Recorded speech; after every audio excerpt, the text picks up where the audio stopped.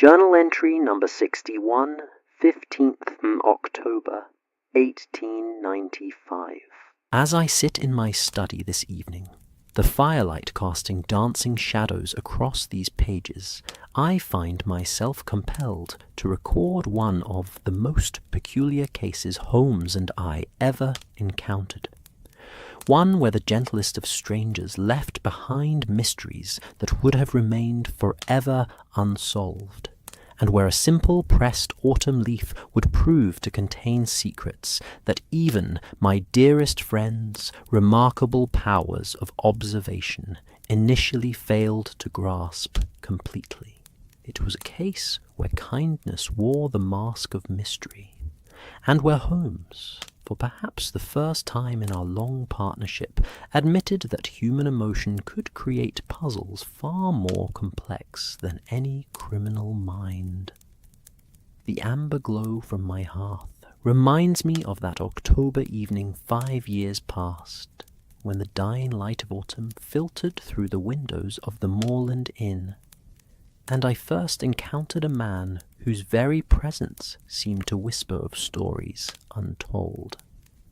Little did I know then that this quiet figure would challenge everything I thought I understood about the nature of mystery itself, and that his silent gifts to strangers would reveal truths about the human heart that no amount of medical training had prepared me to comprehend.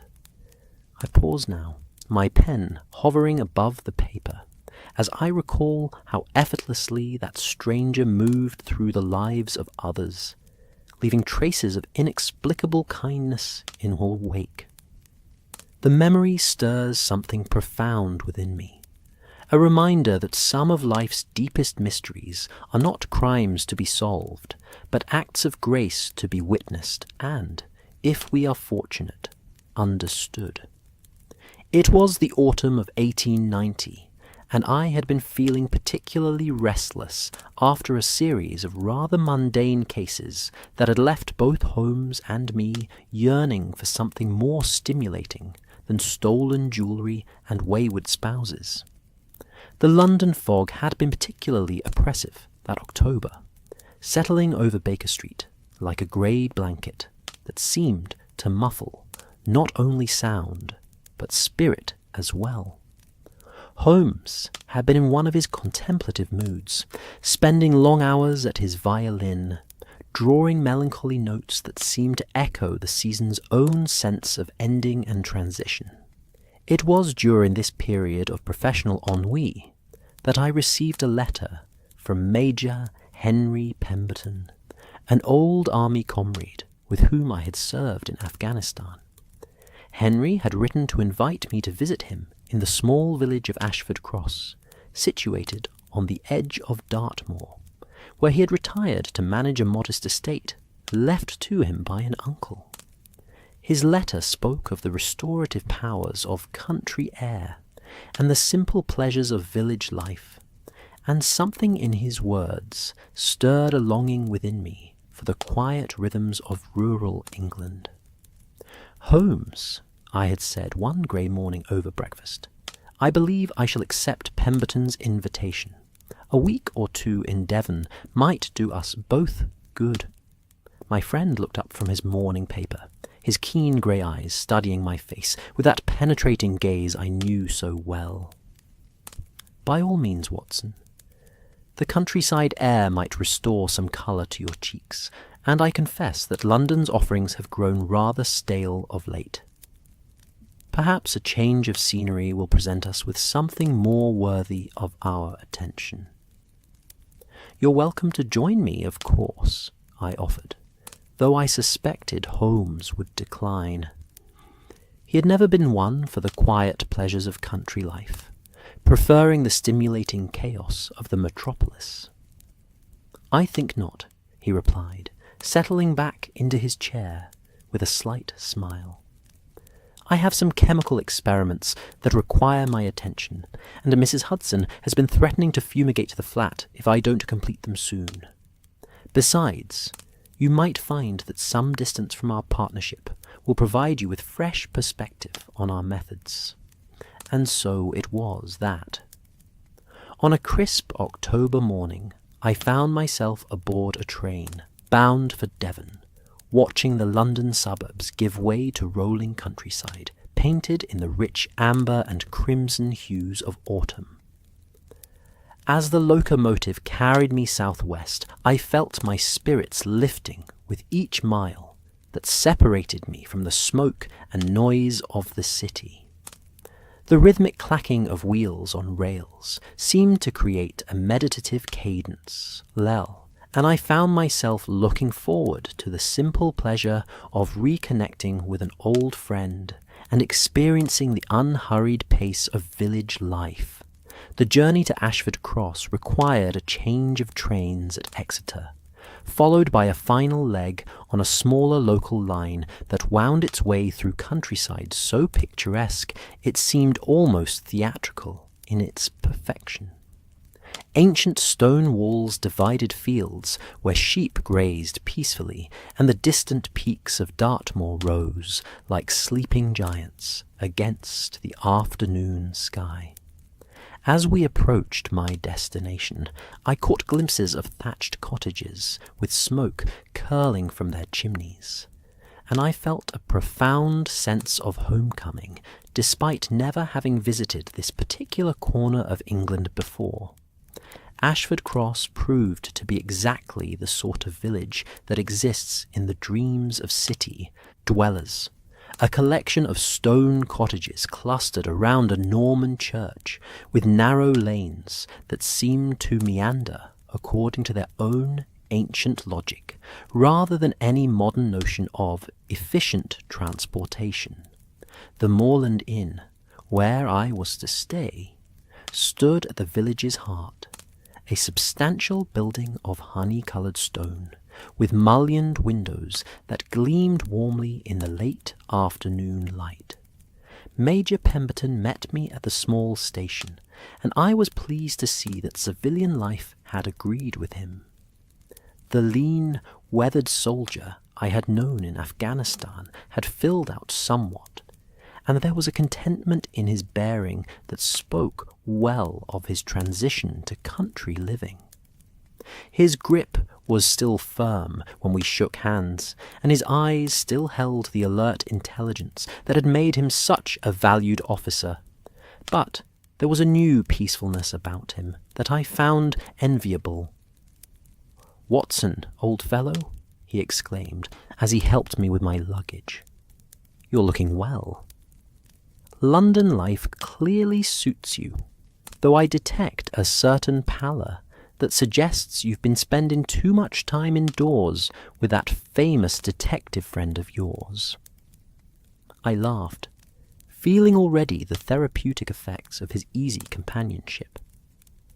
"Holmes sends his regards, though he declined to join me. He's convinced that anything occurring outside London's boundaries must necessarily be too mundane for his attention."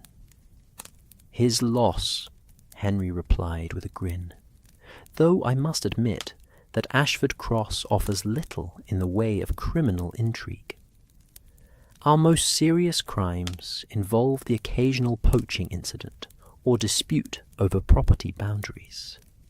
You'll have to content yourself with country pleasures, long walks, good conversation, and Mrs. Morrison's excellent cooking at the inn." As we made our way through the village in Henry's modest trap, I found myself charmed by the timeless quality of the place.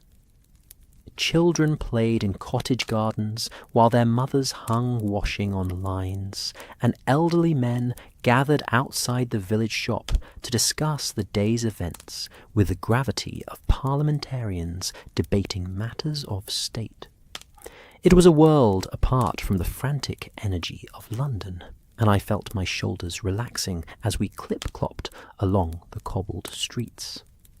The Moorland Inn exceeded my expectations in every regard. Mrs. Morrison, the proprietress, was a woman of perhaps 50 years, whose warm smile and capable manner immediately put me at ease. She showed me to a comfortable room on the first floor, with windows that looked out over the inn's garden and the moor beyond. The room was simply but tastefully furnished, with a fire already crackling in the grate and fresh flowers on the writing table. "I do hope you'll be comfortable here, Dr. Watson," she said, smoothing an already perfect coverlet on the bed. "We don't often have visitors from London, and certainly none so distinguished.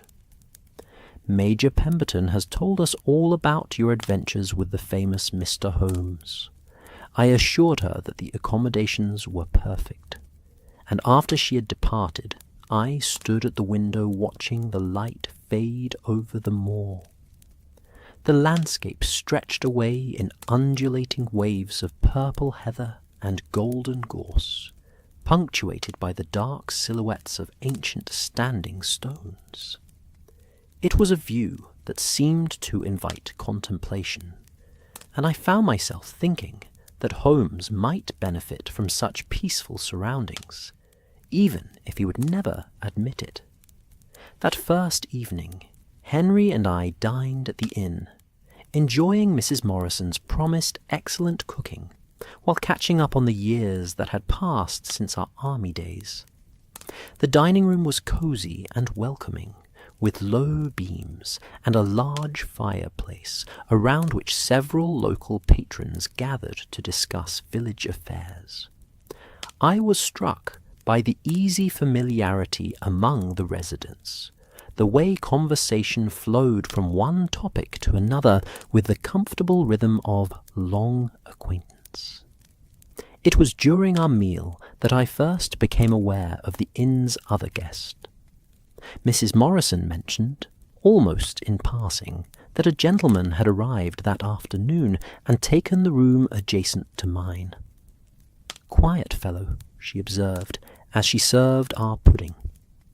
"Hardly said 2 words when he registered, just paid for a week in advance and asked not to be disturbed.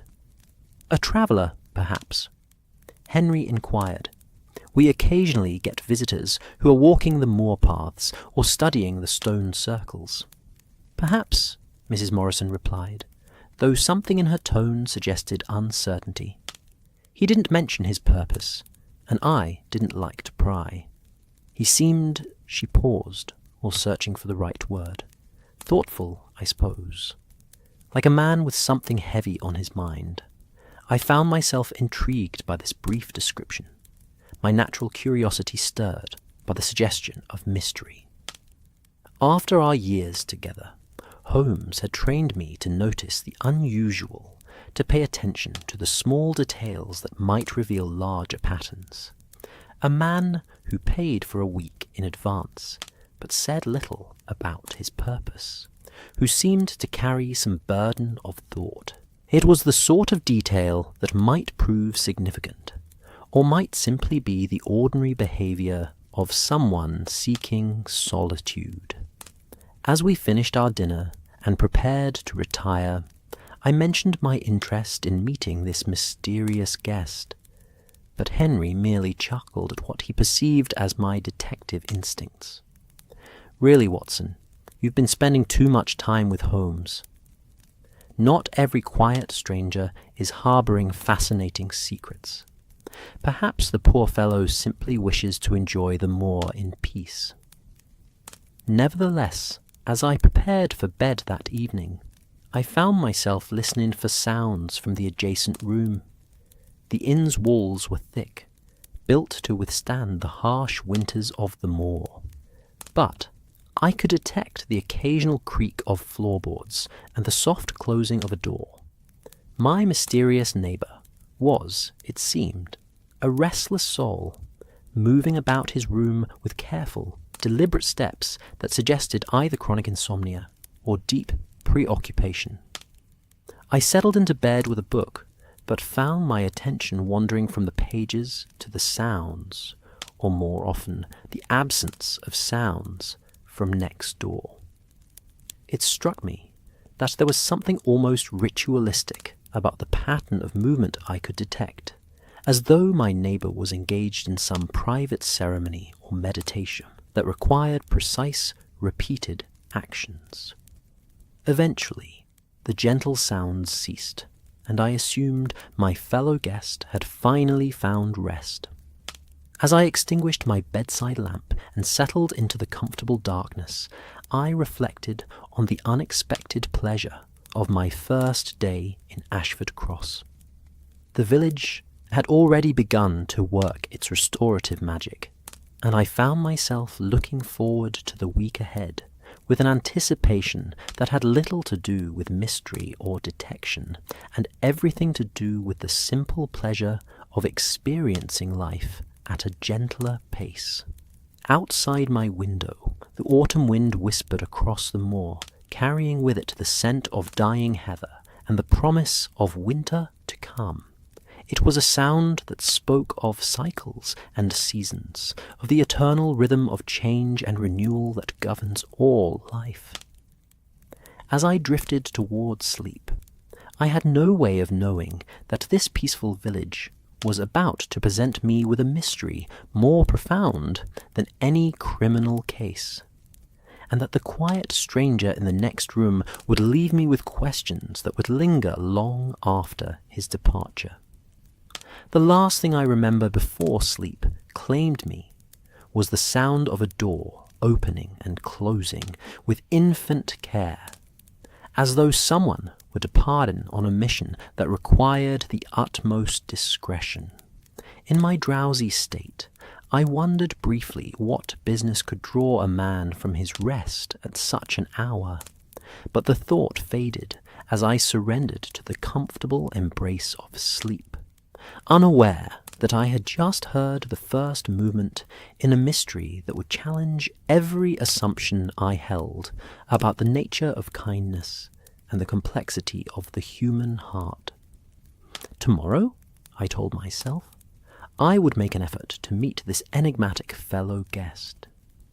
Little did I know that such a meeting would prove far more elusive than I could possibly imagine, and that the mystery of the autumn stranger would unfold, not through conversation or observation, but through a series of silent gestures that would speak more eloquently than any words ever could. I awoke the following morning to the sound of church bells ringing across the village, their bronze voices calling the faithful to Sunday service, with a resonance that seemed to vibrate through the very stones of the inn.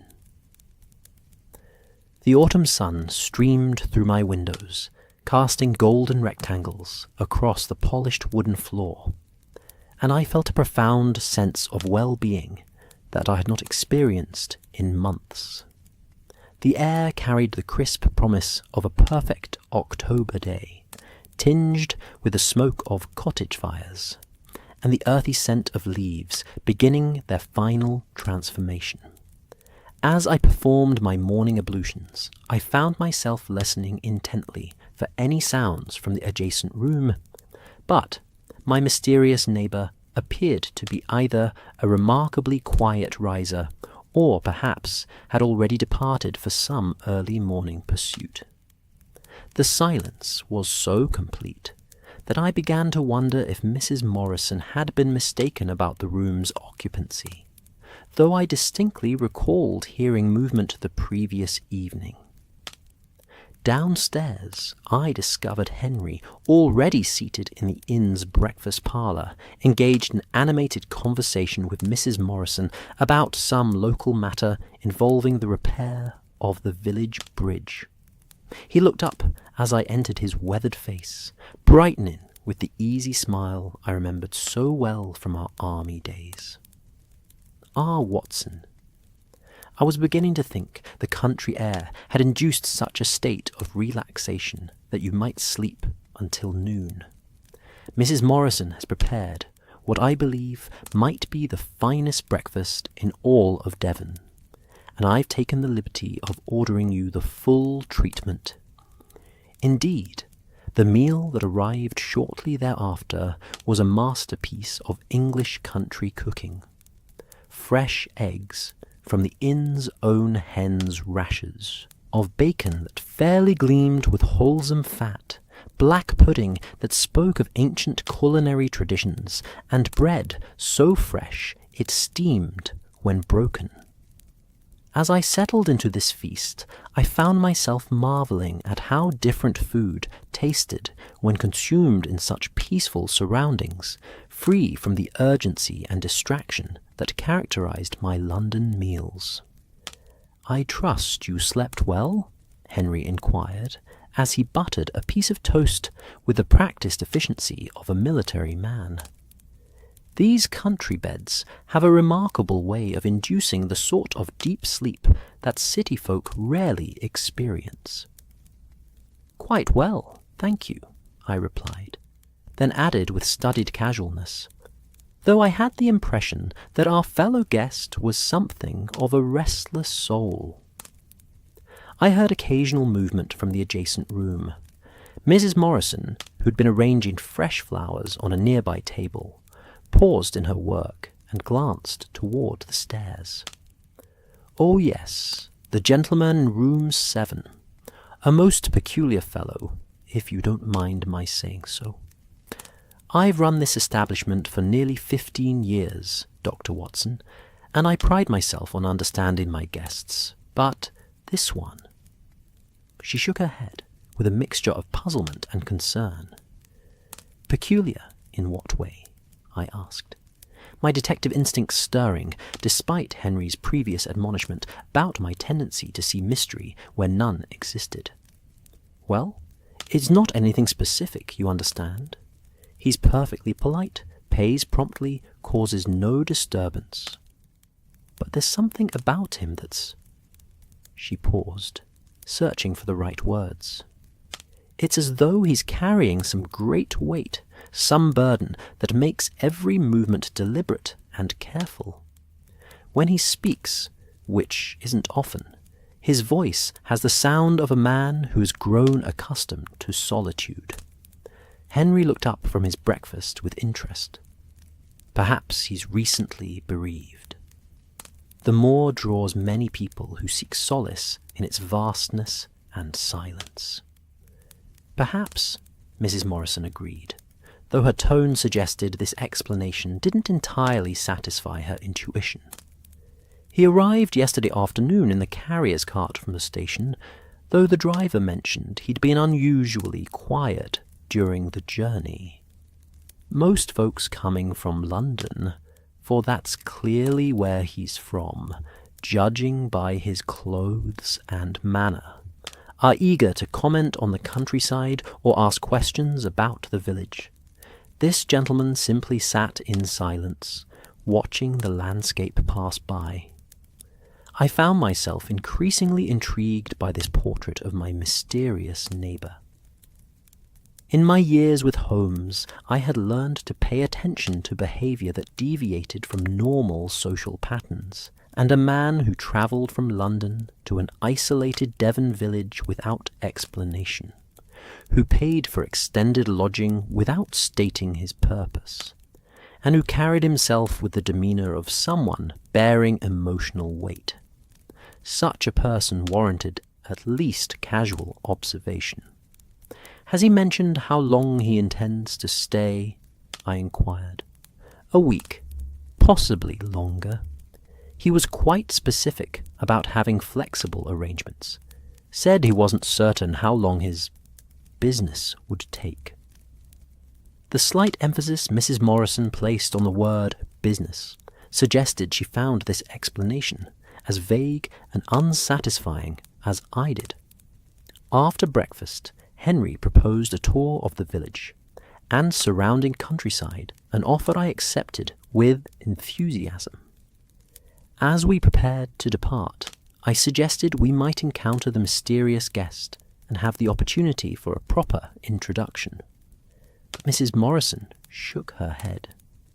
"He left early this morning. Just as the sun was rising, I saw him from my kitchen window walking toward the moor with a most deliberate step. He carried nothing with him. No walking stick, no bag, no indication of his destination. Simply walked out across the heath as though he knew exactly where he was going. The image she painted was oddly compelling. A lone figure, silhouetted against the vast expanse of Dartmoor, moving with purpose towards some unknown objective. There was something almost pilgrimage-like about such behaviour, though what manner of sacred journey could draw a London gentleman to this remote corner of England remained a mystery. Henry and I spent a delightful morning exploring Ashford Cross and its immediate vicinity. The village proved to be even more charming in daylight than my first impressions had suggested. We visited the Norman church, where the rector, a scholarly gentleman named Whitmore, showed us medieval stained-glass windows that cast jewelled patterns across the ancient stone floor. The churchyard contained headstones dating back centuries, some so weathered that their inscriptions had become illegible whispers of long-forgotten lives. From the church we walked along narrow lanes bordered by stone walls that Henry informed me were far older than the cottages they enclosed. Some of these boundaries, he explained, date back to medieval times, possibly even earlier. The patterns of settlement here have remained largely unchanged for generations. There's something deeply comforting about such continuity, don't you think? Indeed, I found the village's timeless quality profoundly soothing. Children played the same games their ancestors might have enjoyed. Women gathered at wells and garden gates to exchange news and gossip. And elderly men sat on benches outside their cottages, watching the world with the patient attention of those who had learned to appreciate life's quieter rhythms. We encountered several villagers during our walk, and I was struck by their genuine warmth and curiosity about the London doctor visiting their community. Yet, when I casually mentioned the inn's other guest, I received only blank looks and polite disclaimers. No one, it seemed, had encountered the mysterious stranger, despite his having been in residence for nearly 24 hours. "Curious," I remarked to Henry, as we paused at a stone bridge spanning a small brook. "In a village this size, surely someone would have noticed a newcomer." Henry chuckled, the sound mingling pleasantly with the music of running water. "Watson, you're doing it again. There's nothing mysterious about a man preferring solitude. Perhaps he's a naturalist studying the moor's flora, or a writer seeking inspiration in isolation. Not everyone who desires privacy is harbouring dark secrets." His words were sensible, yet I couldn't quite shake the feeling that there was more to this situation than simple preference for solitude. In my medical practice, I had developed an instinct for recognizing when patients were concealing important information, and something about Mrs. Morrison's description of our fellow guest triggered that same intuition. We returned to the inn for lunch, where Mrs. Morrison informed us that the stranger had returned during our absence and immediately retired to his room. "Came in through the back entrance," she noted, though I caught a glimpse of him from the kitchen. He was carrying something small in his hands, holding it very carefully, but I couldn't see what it was. The afternoon passed pleasantly in conversation and quiet pursuits. Henry had borrowed several interesting books from friends in neighbouring villages, and I found myself absorbed in a volume of local history that contained fascinating accounts of the area's prehistoric inhabitants and the ancient monuments they had left scattered across the moor. The autumn light streaming through the inn's windows created a perfect atmosphere for reading, and I felt a profound contentment that had been absent from my life for some time. As evening approached, Mrs. Morrison began preparing for the dinner service, and I positioned myself in the inn's common room, where I might observe the comings and goings of other guests. The room was comfortable and welcoming, with well-worn furniture arranged around a large fireplace where logs crackled cheerfully. Several local residents had gathered for their evening pints, and their conversation provided a pleasant background murmur of village news and gentle gossip. It was during this period of quiet observation that I finally encountered the mysterious stranger, though encountered may be too strong a word. For what was merely a brief glimpse, I had been studying a map of local walking paths when I became aware of movement on the stairs. Looking up, I saw a figure descending toward the ground floor. A man of perhaps 50 years, dressed in well-cut but unremarkable clothing that suggested genteel circumstances without ostentation. He moved with the careful deliberation Mrs. Morrison had described each step, placed with conscious precision as though he were navigating not just physical stairs, but some more complex emotional terrain. His face, what I could see of it in profile, bore the marks of someone who had known both refinement and sorrow. There was intelligence in his features, but also a weariness that spoke of struggles beyond the merely physical. What struck me most forcibly was his extreme quietness, not just in terms of sound, but in his entire presence. He seemed to occupy space with a minimal disturbance, as though he had trained himself to move through the world, leaving the smallest possible trace. It was the demeanor of someone who had learned to make himself invisible, not from any criminal intent, but from some deeper need for self-effacement. I half rose from my chair, prepared to offer a greeting, and perhaps initiate the sort of casual conversation common among fellow travellers, but something in his bearing discouraged such familiarity. He glanced briefly in my direction, acknowledging my presence with a slight nod that was perfectly polite, yet somehow final, a gesture that thanked me for my courtesy, while firmly declining further interaction.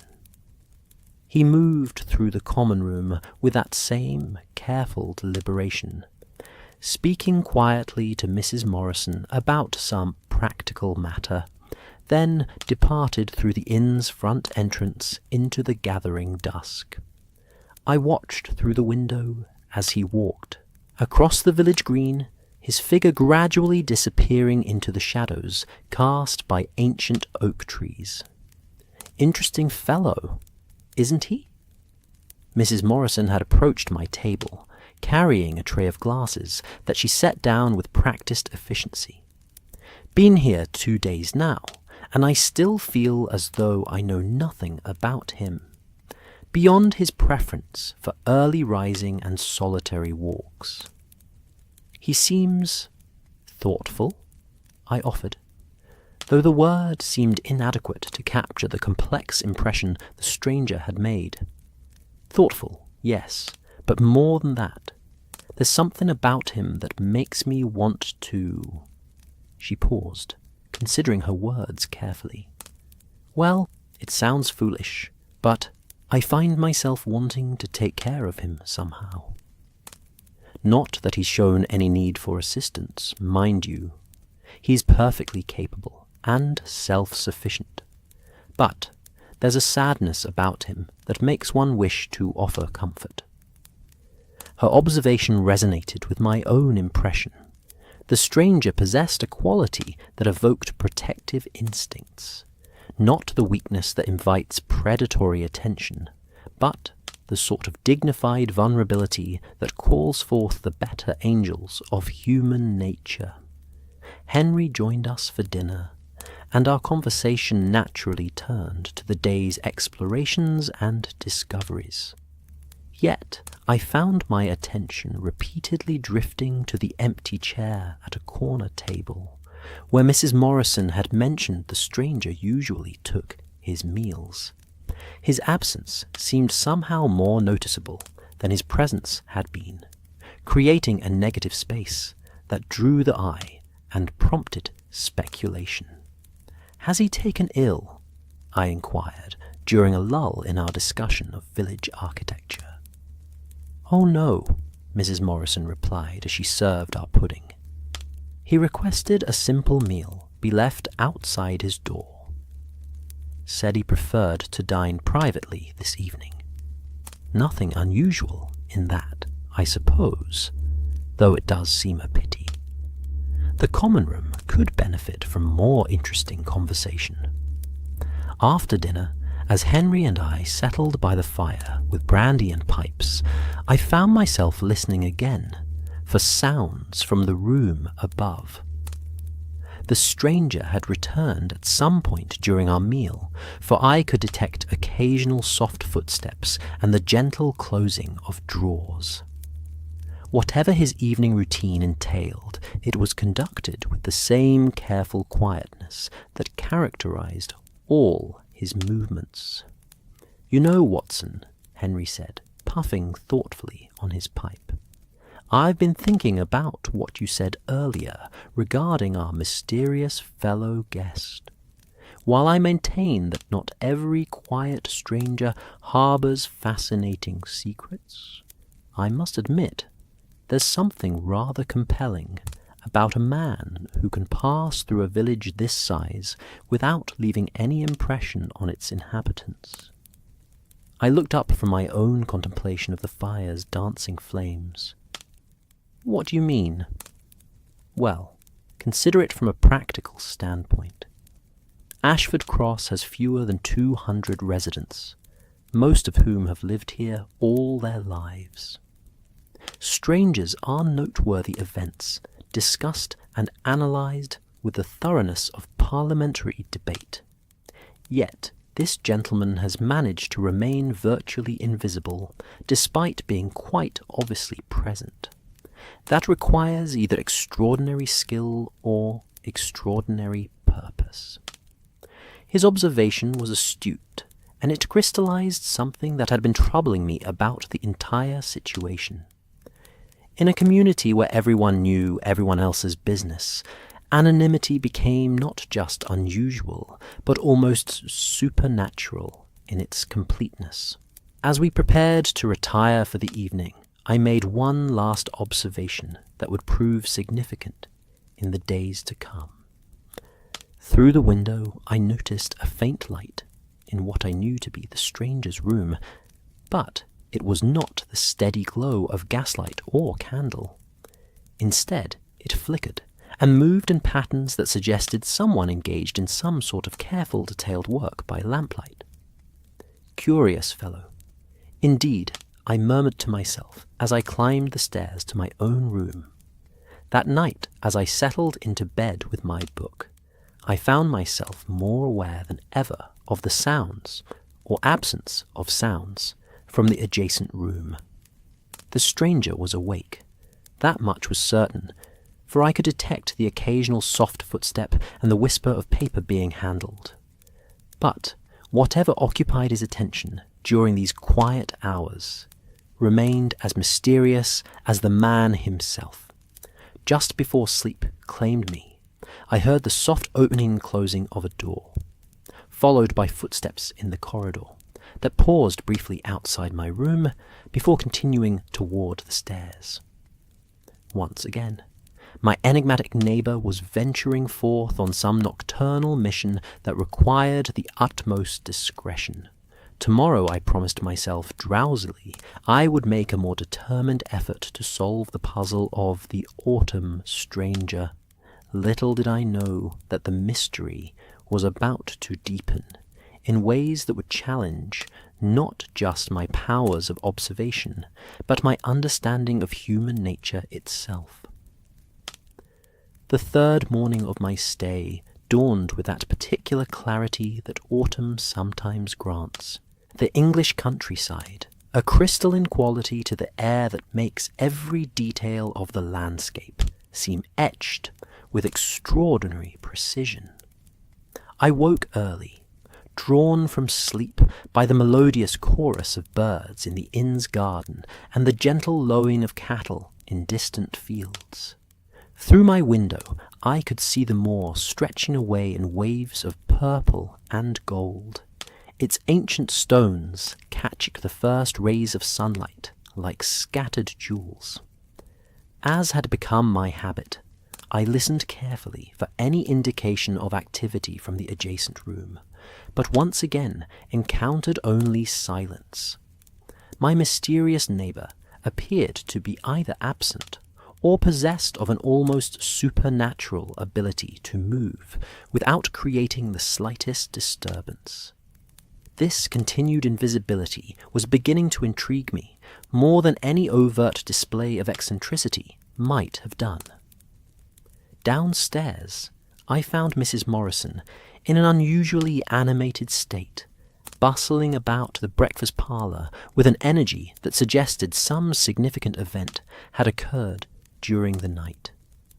She looked up as I entered, her face bright with a mixture of excitement and bewilderment that immediately captured my attention.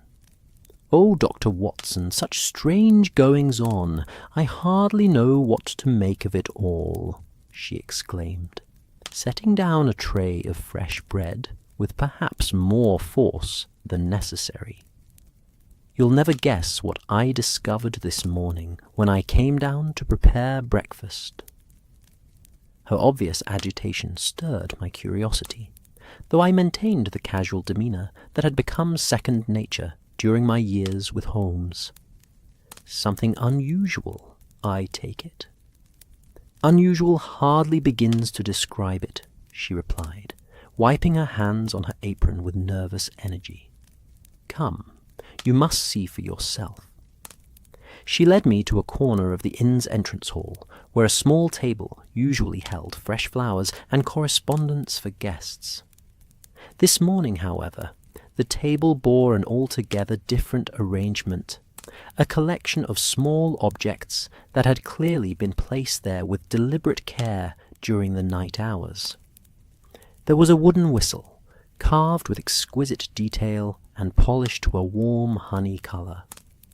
Beside it lay a small cloth doll, no larger than my hand, dressed in miniature clothing that showed remarkable skill in its creation. A tiny wooden horse, painted in bright colours, stood next to what appeared to be a collection of smooth pebbles arranged in a precise pattern.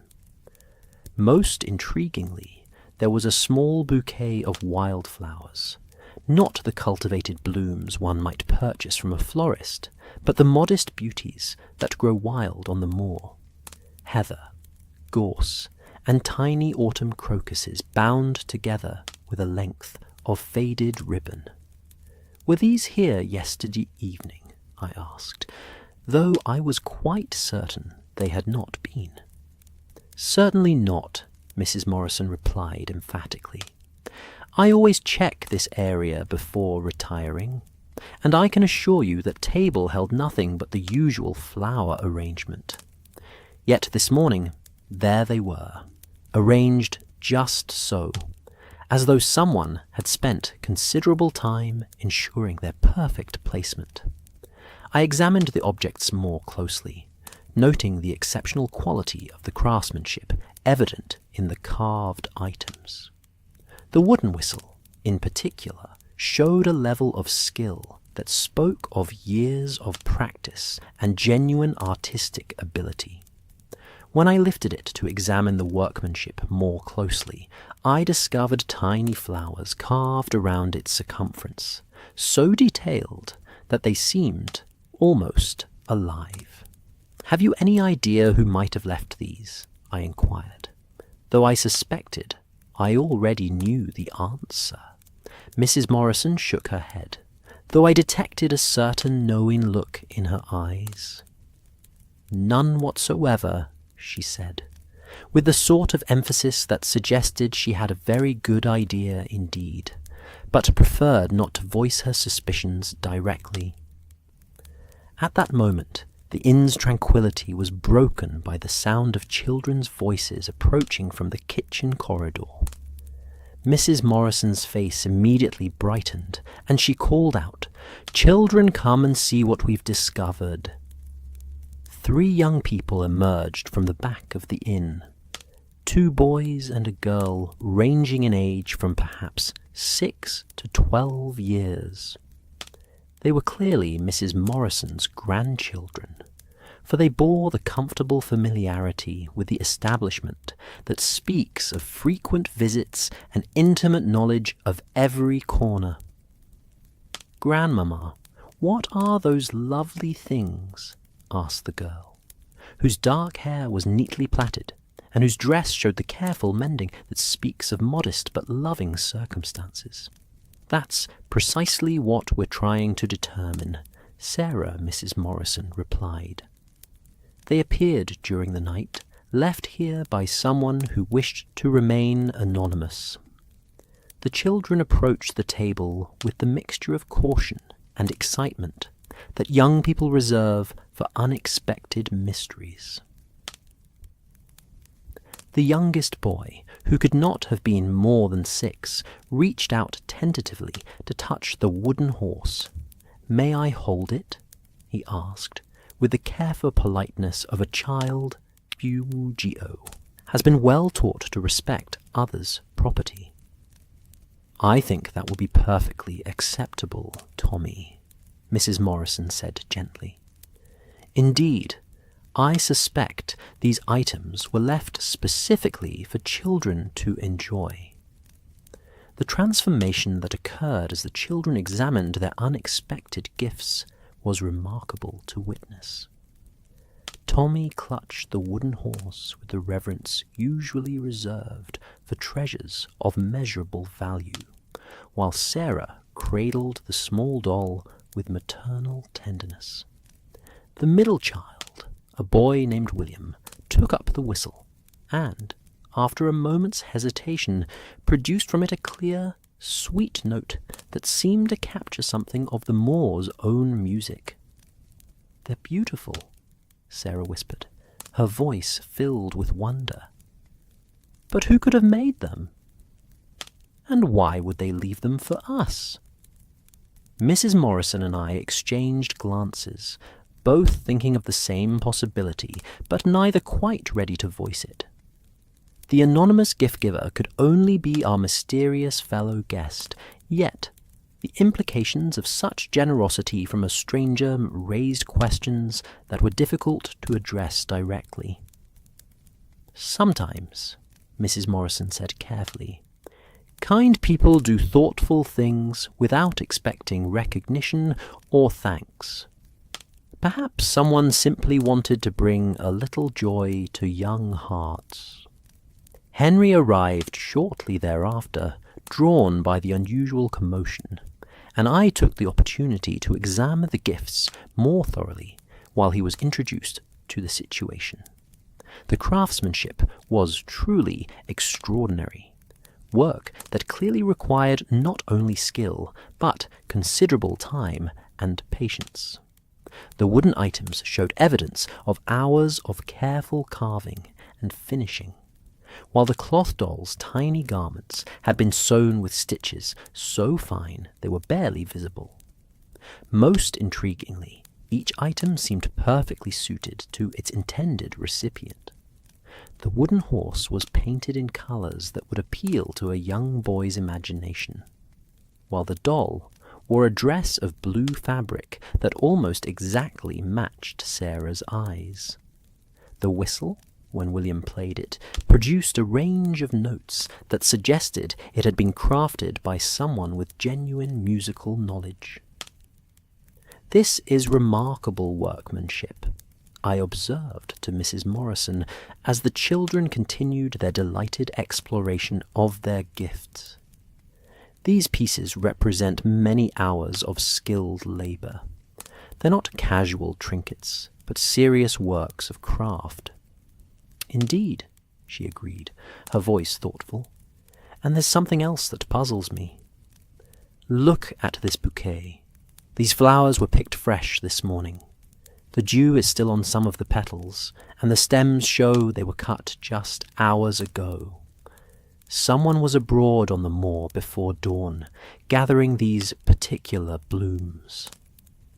The observation was acute, and added another layer of mystery to an already puzzling situation. Who would venture onto Dartmoor in the pre-dawn hours to collect wildflowers for anonymous gifts to strangers' children? The dedication implied by such behaviour spoke of motivations far deeper than casual kindness. As we stood discussing these mysteries, I became aware of a presence on the stairs, and looked up to see our enigmatic fellow guest descending toward the ground floor. This morning, his appearance struck me as different somehow, not in any obvious way, but with a subtle change that my medical training helped me identify.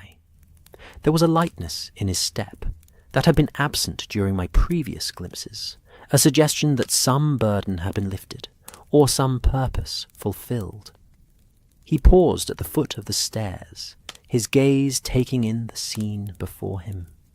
The children, absorbed in their new treasures, Mrs. Morrison and myself in animated discussion, Henry examining one of the carved pieces with the attention of someone who understood fine craftsmanship. For just a moment I detected what might have been satisfaction in his expression, the look of someone whose carefully laid plans had achieved their desired effect. Our eyes met briefly, and I saw in his face a complexity of emotions that defied easy interpretation.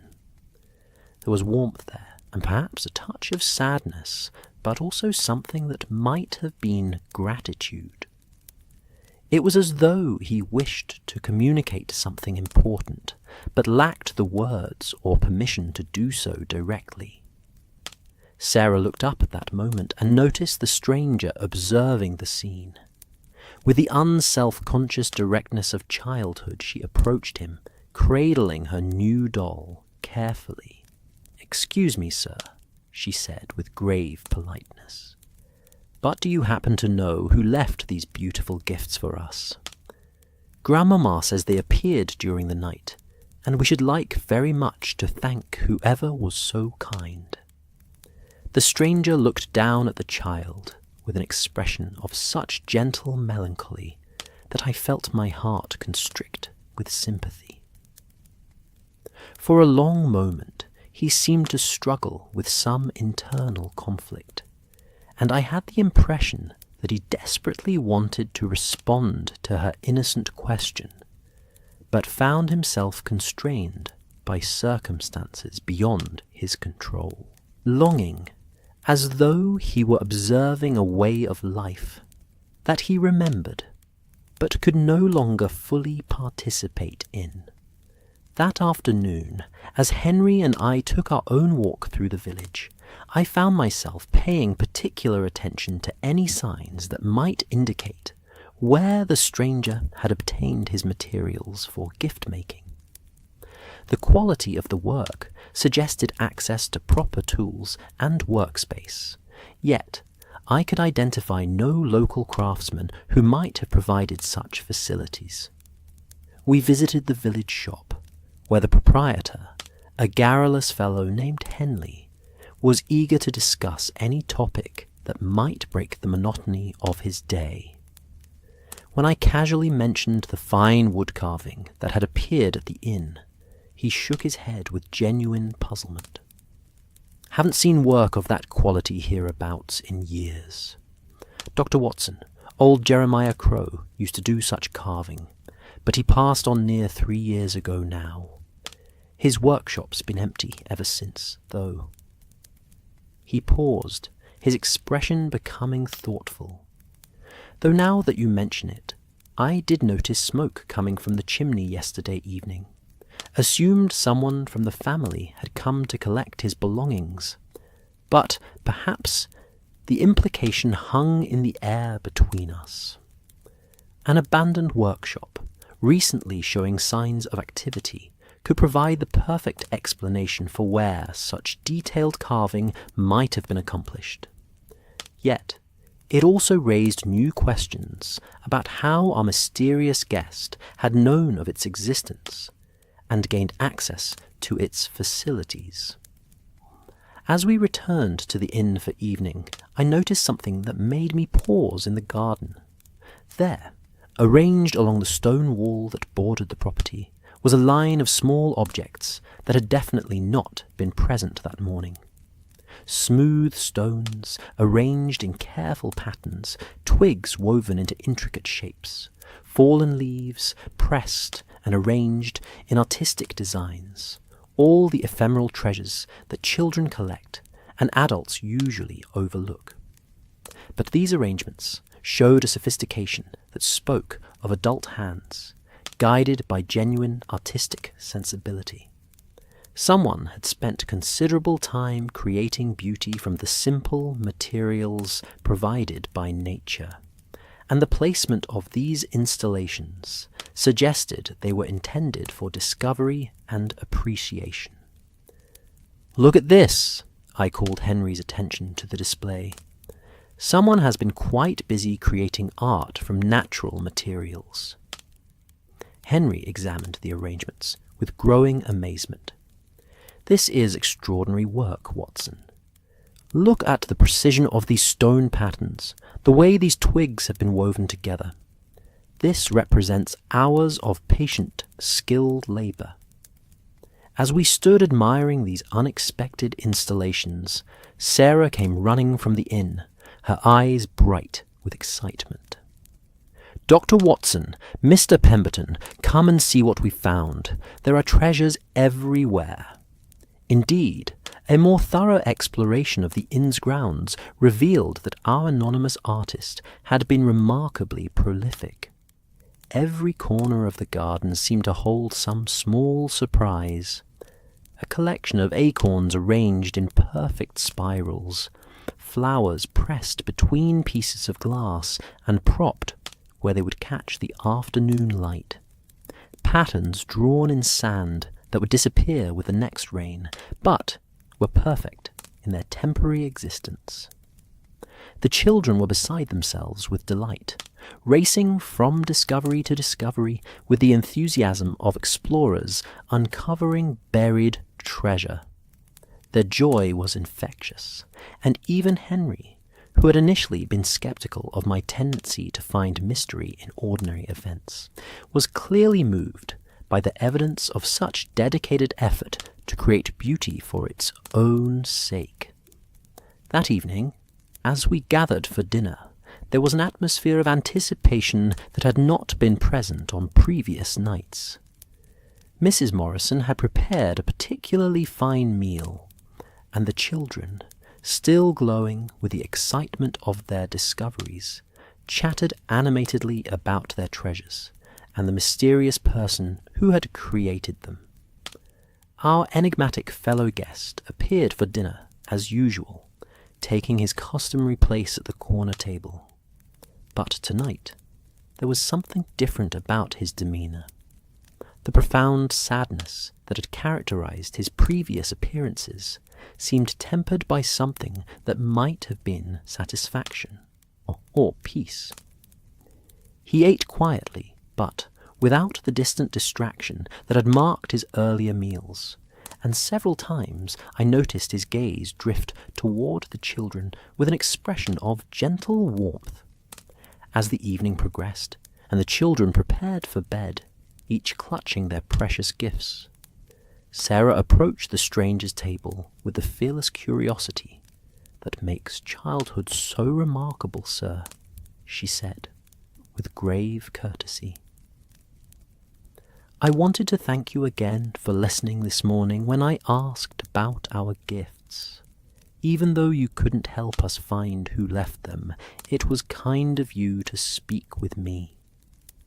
The stranger looked up from his meal, and I saw his face transform with an expression of such tender emotion that I felt like an intruder witnessing something deeply private. "It was entirely my pleasure, young lady," he replied softly. I hope you and your brothers will enjoy your gifts for many years to come."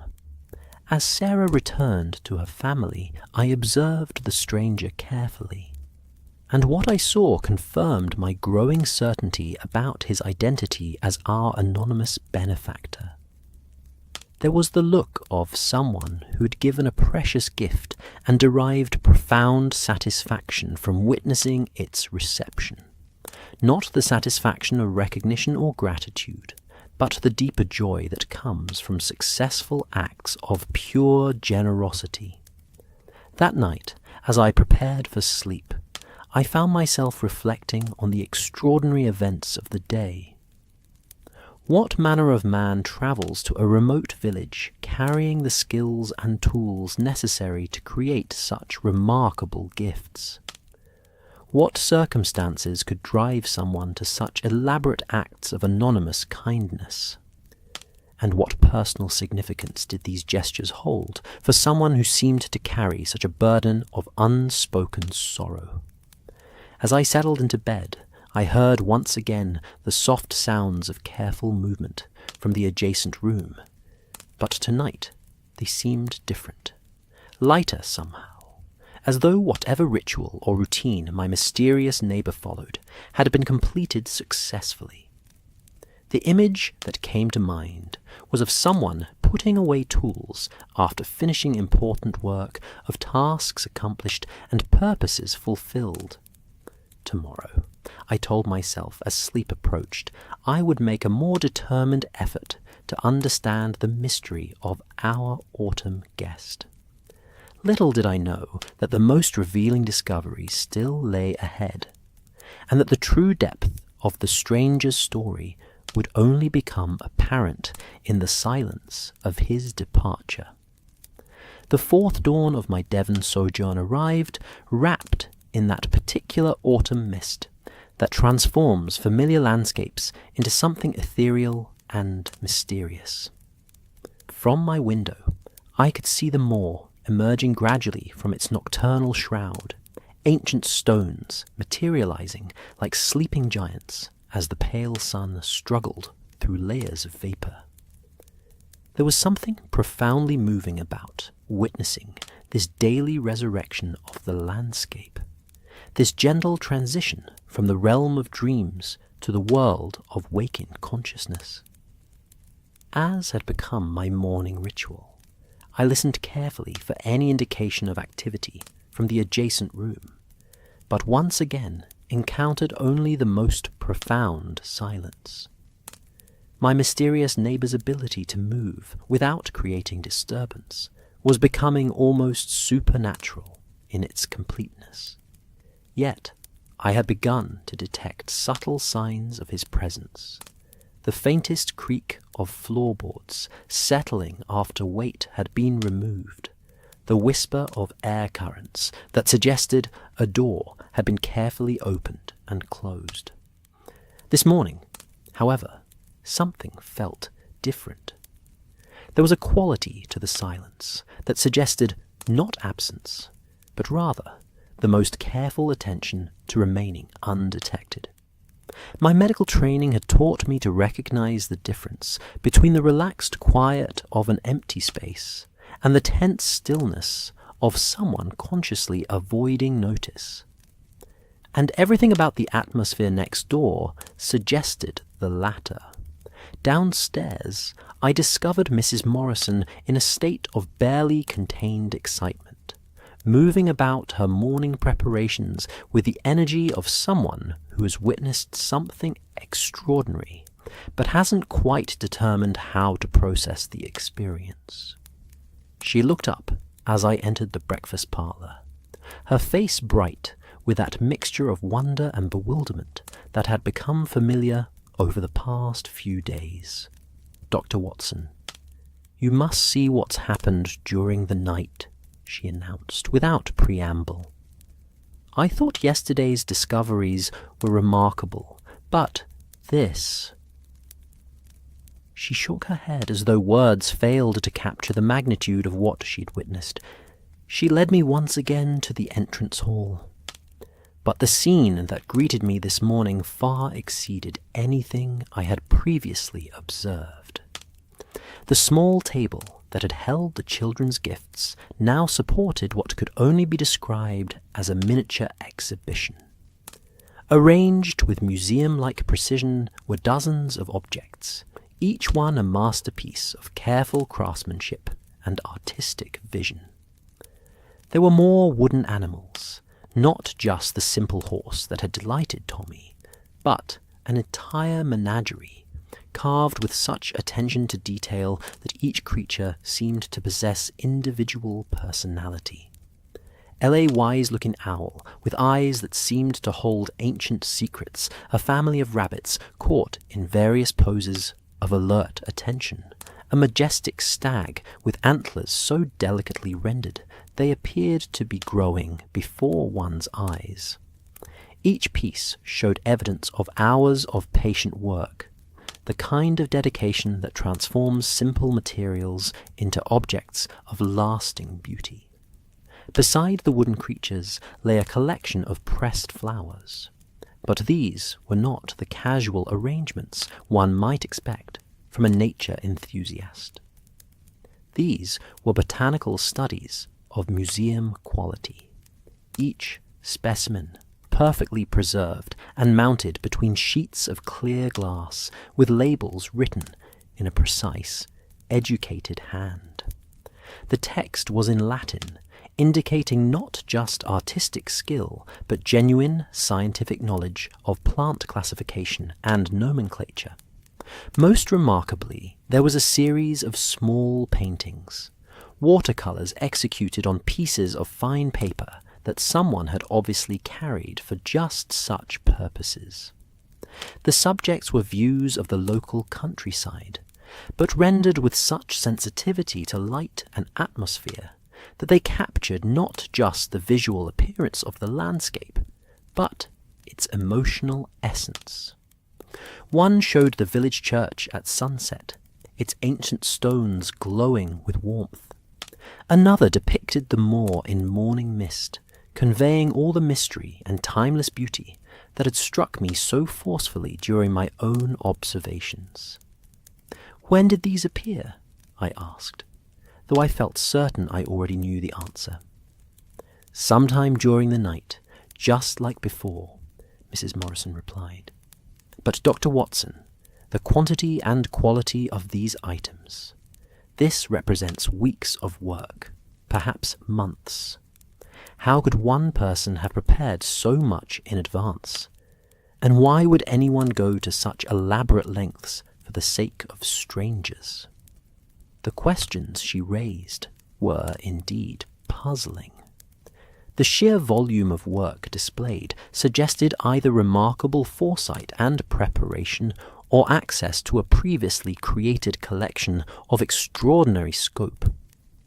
Yet, the perfect appropriateness of each item to its current setting suggested that much of the work had been done specifically with this place and these people in mind. As I examined the display more closely, I began to notice details that spoke of intimate knowledge of the inn and its inhabitants. One of the watercolor paintings showed the view from what I was certain was the window of the stranger's own room, painted at a time of day when the light fell across the garden in precisely the pattern I had observed during my own evening contemplations. Another depicted Mrs. Morrison's grandchildren playing in the garden, captured with such affectionate accuracy that it could only have been done by someone who'd observed them extensively. "Mrs. Morrison," I said carefully, "has your mysterious guest spent much time in the common areas? Has he shown particular interest in observing the daily life of the inn?" She considered the question thoughtfully. "Not in any obvious way, but now that you mention it, he does seem to be present whenever the children are about. Not intrusively, you understand, but always somewhere nearby, as though he enjoys watching their games and listening to their chatter." I've noticed him at his window when they play in the garden, and he often lingers in the common room when they're having their lessons with me." The picture that emerged was of someone who derived profound satisfaction from observing family life, while remaining carefully outside its boundaries. There was something both touching and melancholy about such behaviour, suggesting a person who appreciated the warmth of domestic happiness while feeling unable or unwilling to participate directly. Henry arrived as I was conducting my examination of the night's offerings, and his reaction provided confirmation of my growing assessment of their extraordinary quality. As someone who had travelled extensively and encountered fine craftsmanship in many forms, he was uniquely qualified to appreciate the skill evident in these creations. "This is museum-quality work, Watson," he said after studying several pieces with careful attention. "The technical skill alone would require years of training and practice. But there's something more here. A sensitivity to subject matter that speaks of genuine artistic vision. Whoever created these pieces isn't just skilled, they're genuinely gifted. And yet," I observed, "they're being given away anonymously to people who are essentially strangers. What manner of person possesses such abilities and chooses to share them in such a way?" The question hung between us as we continued our examination of the display. Each piece revealed new layers of complexity and care. The pressed flowers were labelled not just with their scientific names, but with notes about their traditional medicinal uses and folklore significance, suggesting someone with extensive knowledge of herbalism and local customs. The wooden carvings showed evidence of different techniques and finishing methods, indicating either multiple craftsmen or a single individual with remarkably diverse skills. Most intriguingly, several of the pieces bore tiny initials carved or painted in inconspicuous locations. Not a signature in any conventional sense, but small marks that might serve as identification for someone who knew what to look for. The initials were H.D., rendered in a style that suggested they held personal significance for their creator. The children's arrival transformed the morning's contemplative atmosphere into one of pure joy. It had been added at a different time, was particularly poignant. I watch them, and remember what it was to be part of such warmth, such simple happiness. Every gift is an attempt to contribute something meaningful to their lives while maintaining the distance that circumstances require. Perhaps this is the only form of family I can now permit myself, observed from afar, celebrated through anonymous offerings, treasured in memory. Henry and I read these passages in respectful silence, both recognizing that we were witnessing something deeply private and profound. The notebook revealed not the activities of an eccentric stranger, but the efforts of someone using remarkable skills and sensitivity to create connection across barriers that prevented more direct engagement. "We should not be reading this," Henry said quietly, and I agreed.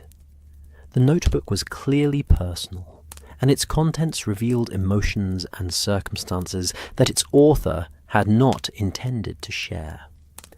We carefully replaced it exactly as we had found it, and departed the workshop with a new understanding of the complexity of our mysterious guest's situation. As we walked back toward the village, we encountered the stranger himself, returning from what appeared to have been an extensive expedition across the moor. His appearance this morning was notably different from his previous careful grooming. His clothes showed signs of considerable exertion, and there was mud on his boots and heather clinging to his coat. Most significantly, he carried a large leather satchel that appeared to be heavy, with collected materials. When he noticed our approach, his expression showed a moment of what might have been alarm, as though he feared we might have discovered something that should have remained hidden. But as we drew closer, his features composed themselves into the careful neutrality that characterized his public demeanor. "Good morning, gentlemen," he said politely, his voice carrying that same educated accent I had noted during his brief conversation with Sarah. "I trust you are enjoying your exploration of our beautiful countryside." "Indeed we are," I replied, studying his face for any sign of the emotional complexity I now knew lay beneath his reserved exterior. The moor offers remarkable opportunities for both natural observation and quiet contemplation. Something in my words seemed to resonate with him, for his expression softened slightly. "Yes," he said quietly, "there is something profoundly healing about landscapes that have remained unchanged for centuries. They offer perspective on the temporary nature of individual sorrows and the enduring power of natural beauty." The comment revealed more about his state of mind than he might have intended, and I found myself moved by the underlying sadness in his voice. Here was a man who understood suffering and had learned to find solace in the timeless patterns of nature, someone who had developed the ability to appreciate beauty while carrying personal burdens that remained carefully hidden. "Are you perhaps an artist or naturalist?" Henry inquired with the directness that had served him well during his military career. "Your appreciation for the landscape suggests professional interest as well as personal enjoyment." For a moment, the stranger seemed tempted to respond more fully, and I glimpsed something that might have been longing for normal conversation and human connection. But then the barriers reasserted themselves, and his features resumed their careful neutrality. "I dabble in various pursuits," he said noncommittally. "The moor provides inspiration for many forms of creative expression." As he prepared to continue toward the inn, his gaze fell upon the satchel he carried, and I detected a brief look of concern, as though he feared we might inquire about its contents. The bag clearly contained materials for his evening's work: branches suitable for carving, stones of particular shapes and colors, flowers and plants for pressing and study. That evening, as we gathered for dinner, I observed our mysterious guest with new understanding of the complexity of his situation. The notebook had revealed someone struggling with profound loneliness, while possessing both the skills and the sensitivity to create extraordinary beauty for others. His careful observation of the inn's daily life, his meticulous preparation of gifts that would bring maximum joy, and his desperate maintenance of anonymity painted a picture of someone seeking connection while feeling compelled to maintain isolation. The children's continued delight in their expanding collection of treasures provided a counterpoint to the melancholy that seemed to characterize their anonymous benefactor. Their innocent joy in receiving gifts, without questioning their source, offered a lesson in grace that even adults might benefit from studying. As the evening progressed, I noticed that the stranger's attention was drawn repeatedly to the family scenes playing out around him. Mrs. Morrison's maternal care for her grandchildren, the easy affection between siblings, the comfortable domesticity that transforms a commercial establishment into something approaching a home. His expression during these observations was complex, mixing appreciation, longing, and something that might have been vicarious satisfaction.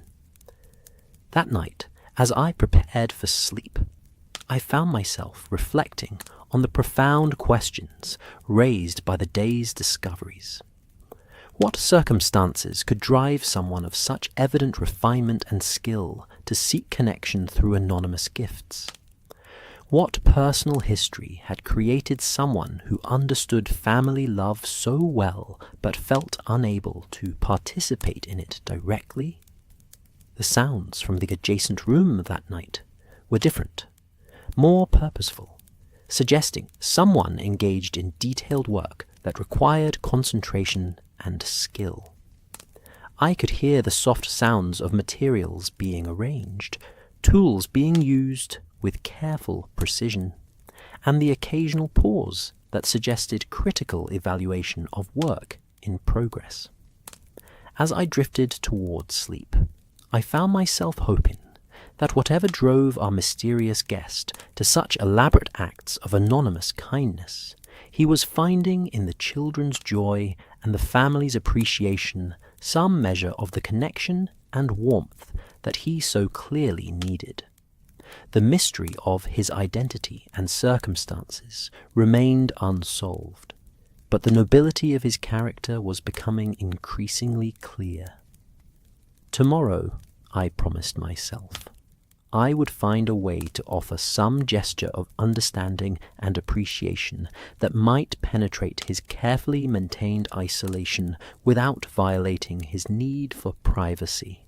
Little did I know that circumstances were about to take a turn that would render such intentions moot, and that the mystery of our autumn guest was approaching its most poignant chapter. I awoke on the 5th morning of my Devon sojourn to a silence that seemed different from the gentle quiet of previous dawns. There was something final about it, a quality of emptiness that spoke not of peaceful rest, but of absence. The autumn mist lay heavier than usual across the moor, creating a landscape that seemed suspended between seasons, between presence and memory. Through my window, the familiar view appeared ghostly and insubstantial, as though the very earth were preparing to surrender something precious to the inexorable passage of time. Even before I had fully awakened, some instinct warned me that this day would bring change. The air itself seemed charged with the peculiar tension that precedes significant endings, and as I listened for the now familiar sounds of careful movement from the adjacent room, I encountered only the most profound silence, not the controlled quiet of someone deliberately avoiding notice, but the absolute stillness of a space that has been recently and permanently vacated. The realization struck me with unexpected force. Our mysterious guest had departed during the night, leaving behind only questions and the lingering fragrance of his extraordinary kindness. I dressed quickly, driven by an urgency I couldn't fully explain, but which seemed to demand immediate attention to whatever final messages or clues he might have left behind. Downstairs, I found Mrs. Morrison in the breakfast parlour, but her usual morning energy was subdued by an atmosphere of bewilderment and loss. She looked up as I entered, her face reflecting the same sense of incompletion that I was experiencing. The feeling that comes when a story reaches its conclusion before all its mysteries have been satisfactorily resolved. "He's gone, Dr. Watson," she said without preamble, her voice carrying a mixture of sadness and wonder. "Departed sometime during the night, as quietly as he lived among us. Left his key on the front desk with payment for his stay, but She paused, searching for words to express the complexity of what his departure had meant to the inn's small community. No farewell? No explanation? I asked, though I already suspected the answer. Nothing beyond what was necessary for settling his account, she replied. But Dr. Watson, you must see what he left behind. It's as though he spent his entire stay preparing one final gift that would encompass everything he had observed and appreciated during his time with us. She led me to the entrance hall, where the table that had become our exhibition space now supported what could only be described as a masterwork of thoughtful generosity. The display had been arranged with the care of a museum curator, each element placed to create maximum visual impact while telling a coherent story about the life and character of the inn's inhabitants. At the center of the arrangement stood a wooden sculpture, unlike anything I had previously encountered. It was a perfect miniature replica of the Moorland Inn itself, carved with such exquisite detail that every stone in the walls, every pane in the windows, every brick in the chimneys had been individually rendered. The scale was remarkable, small enough to be held comfortably in 2 hands, yet so precisely executed that it captured not just the physical appearance of the building, but its essential character as a haven of warmth and hospitality. The inn's garden had been recreated in the miniature, around the base of the sculpture, complete with tiny flowers carved from wood and painted in colours so subtle and accurate that they seemed to have been plucked from life rather than created from memory. Small figures, no larger than my thumb, populated the scene. Mrs. Morrison at her kitchen door, the children playing their favourite games, even myself and Henry engaged in conversation by the garden wall. "Look at the detail," Mrs. Morrison whispered, her voice filled with awe. "He's captured moments from every day of his stay, memories that I didn't even realize he was observing and treasuring." Indeed, the sculpture told the complete story of daily life at the inn, with an accuracy that spoke of profound attention and genuine affection. Each figure was positioned to represent specific moments I could remember. Sarah, reading by her favourite window, Tommy, playing with his wooden horse, William practising on his whistle in the garden's morning light. But it was the windows of the sculpture that provided the most moving discovery. Peering through the tiny panes, one could see miniature interiors that perfectly captured the warmth and character of the inn's actual rooms.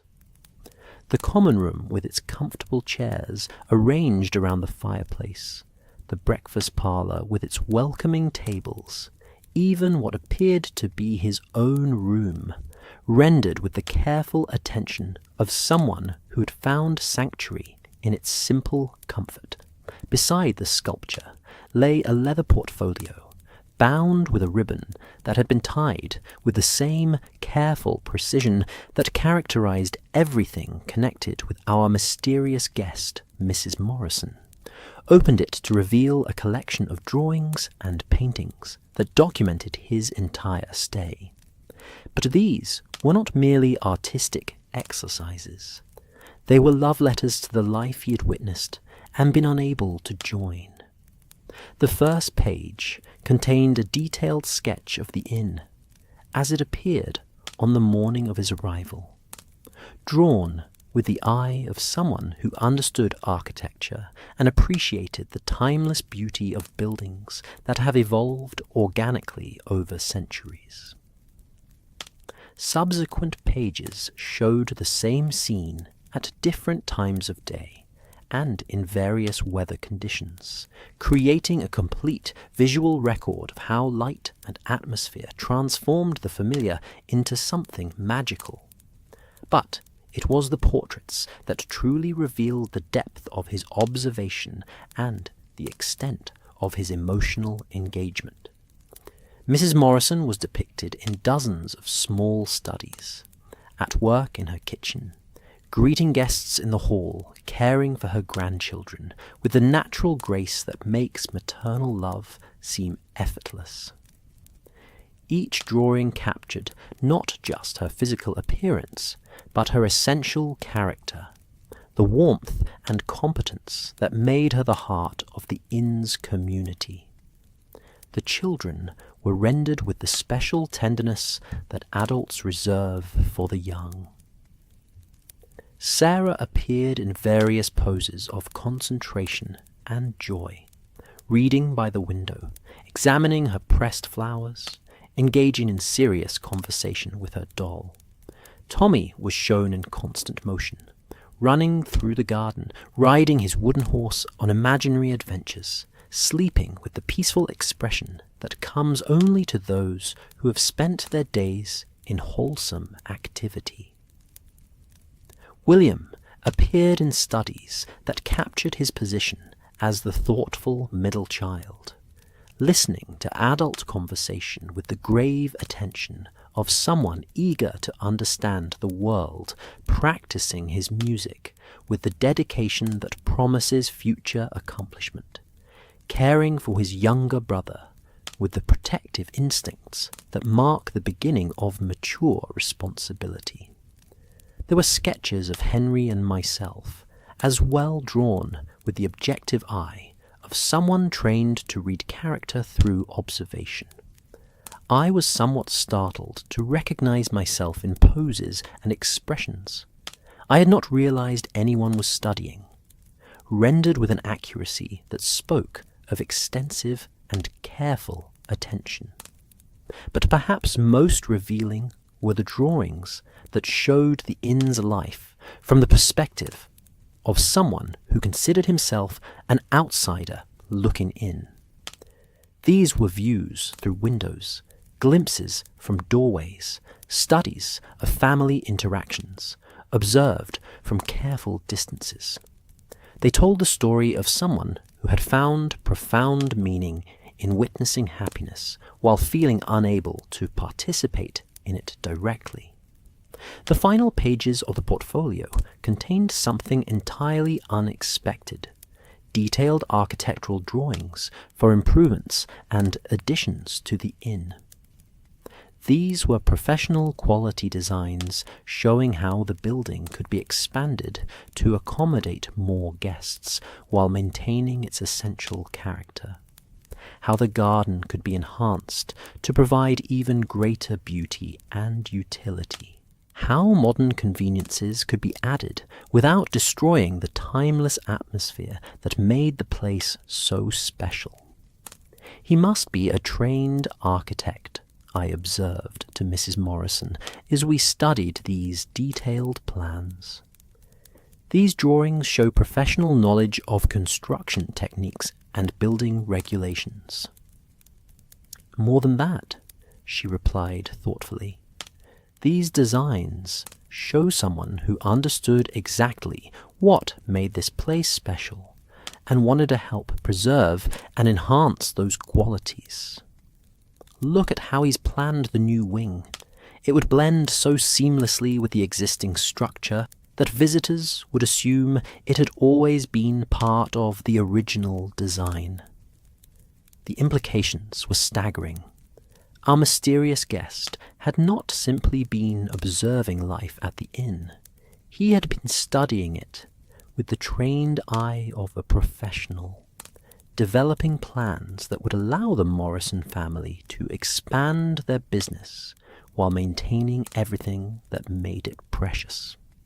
The financial value of such professional consultation would be considerable, yet it was being offered as anonymously as the children's wooden toys.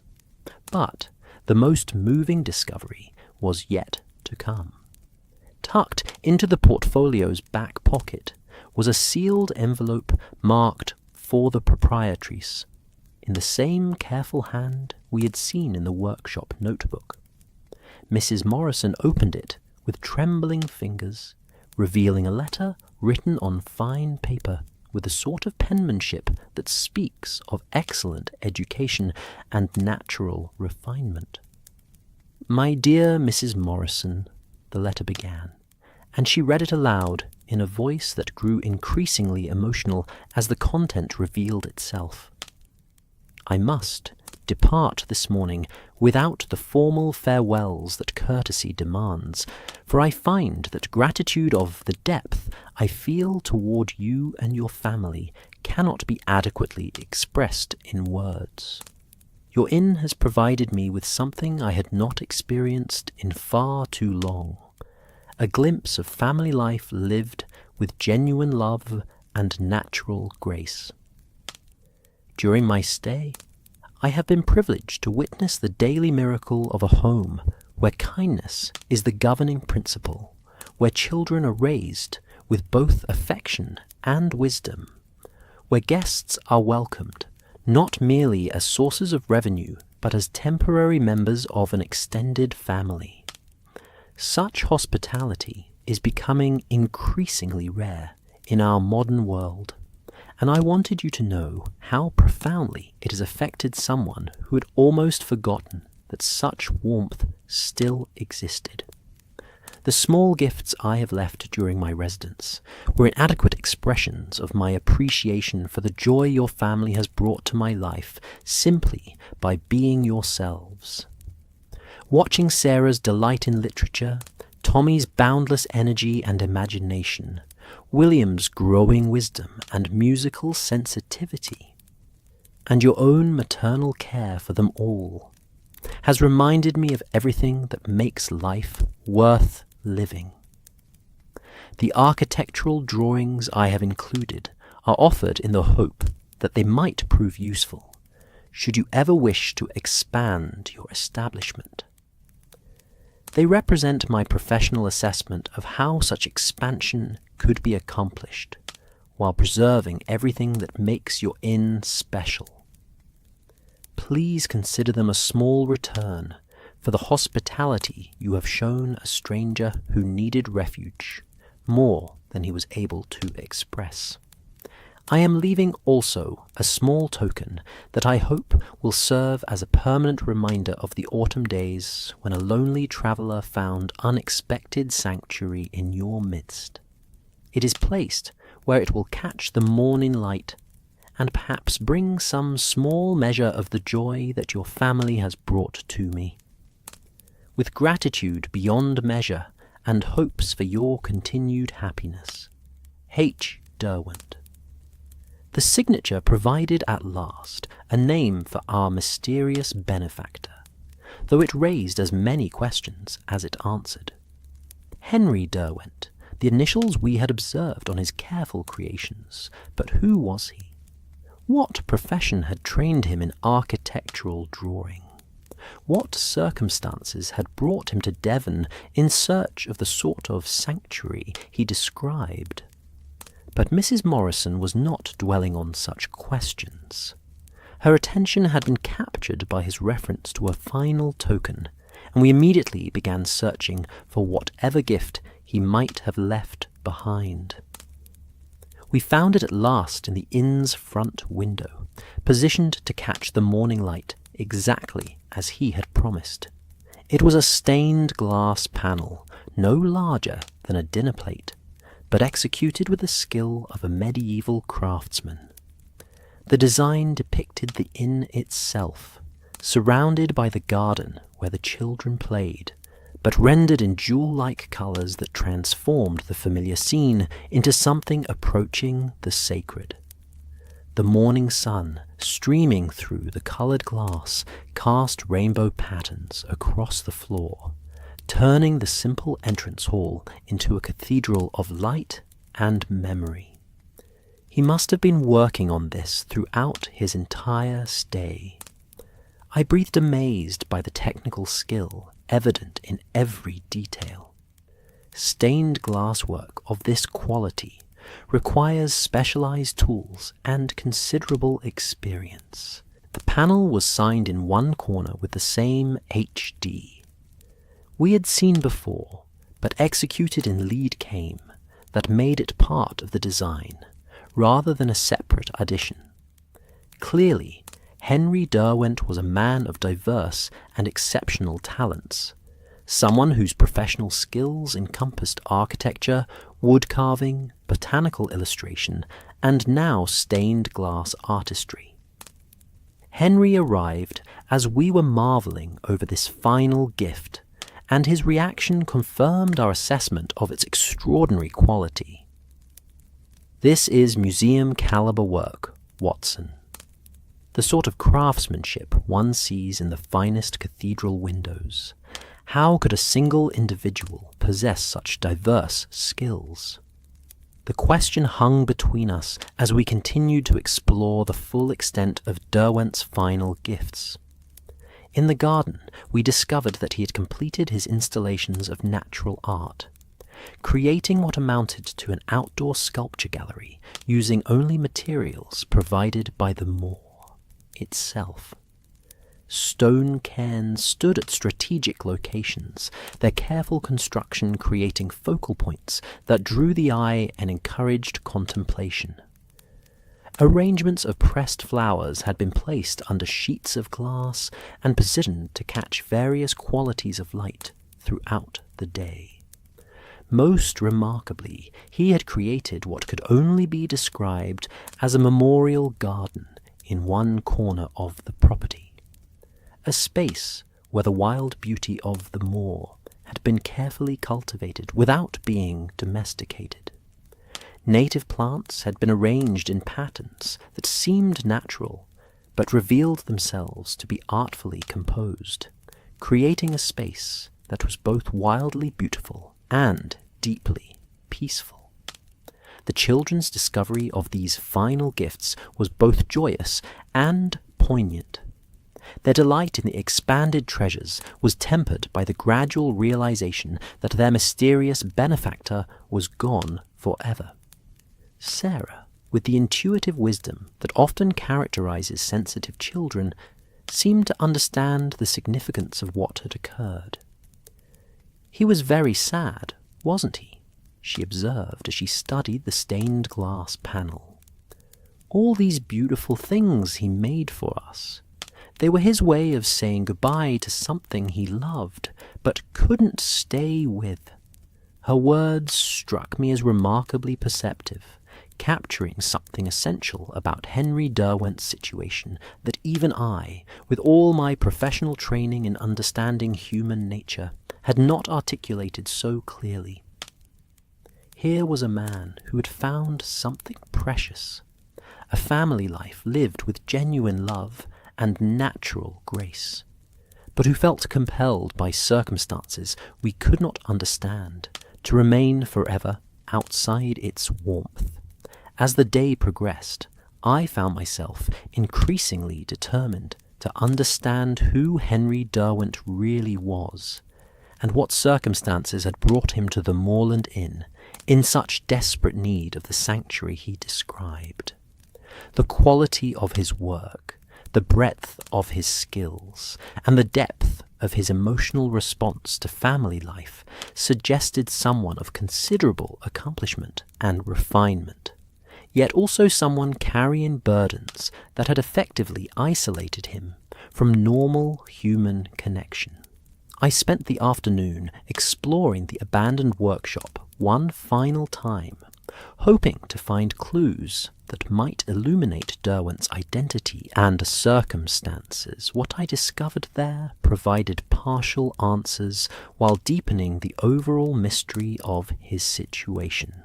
The workshop had been cleaned and organized with the same careful attention to detail that characterized all his work tools, had been returned to their proper places, workbenches cleared of debris and sketches removed from the walls.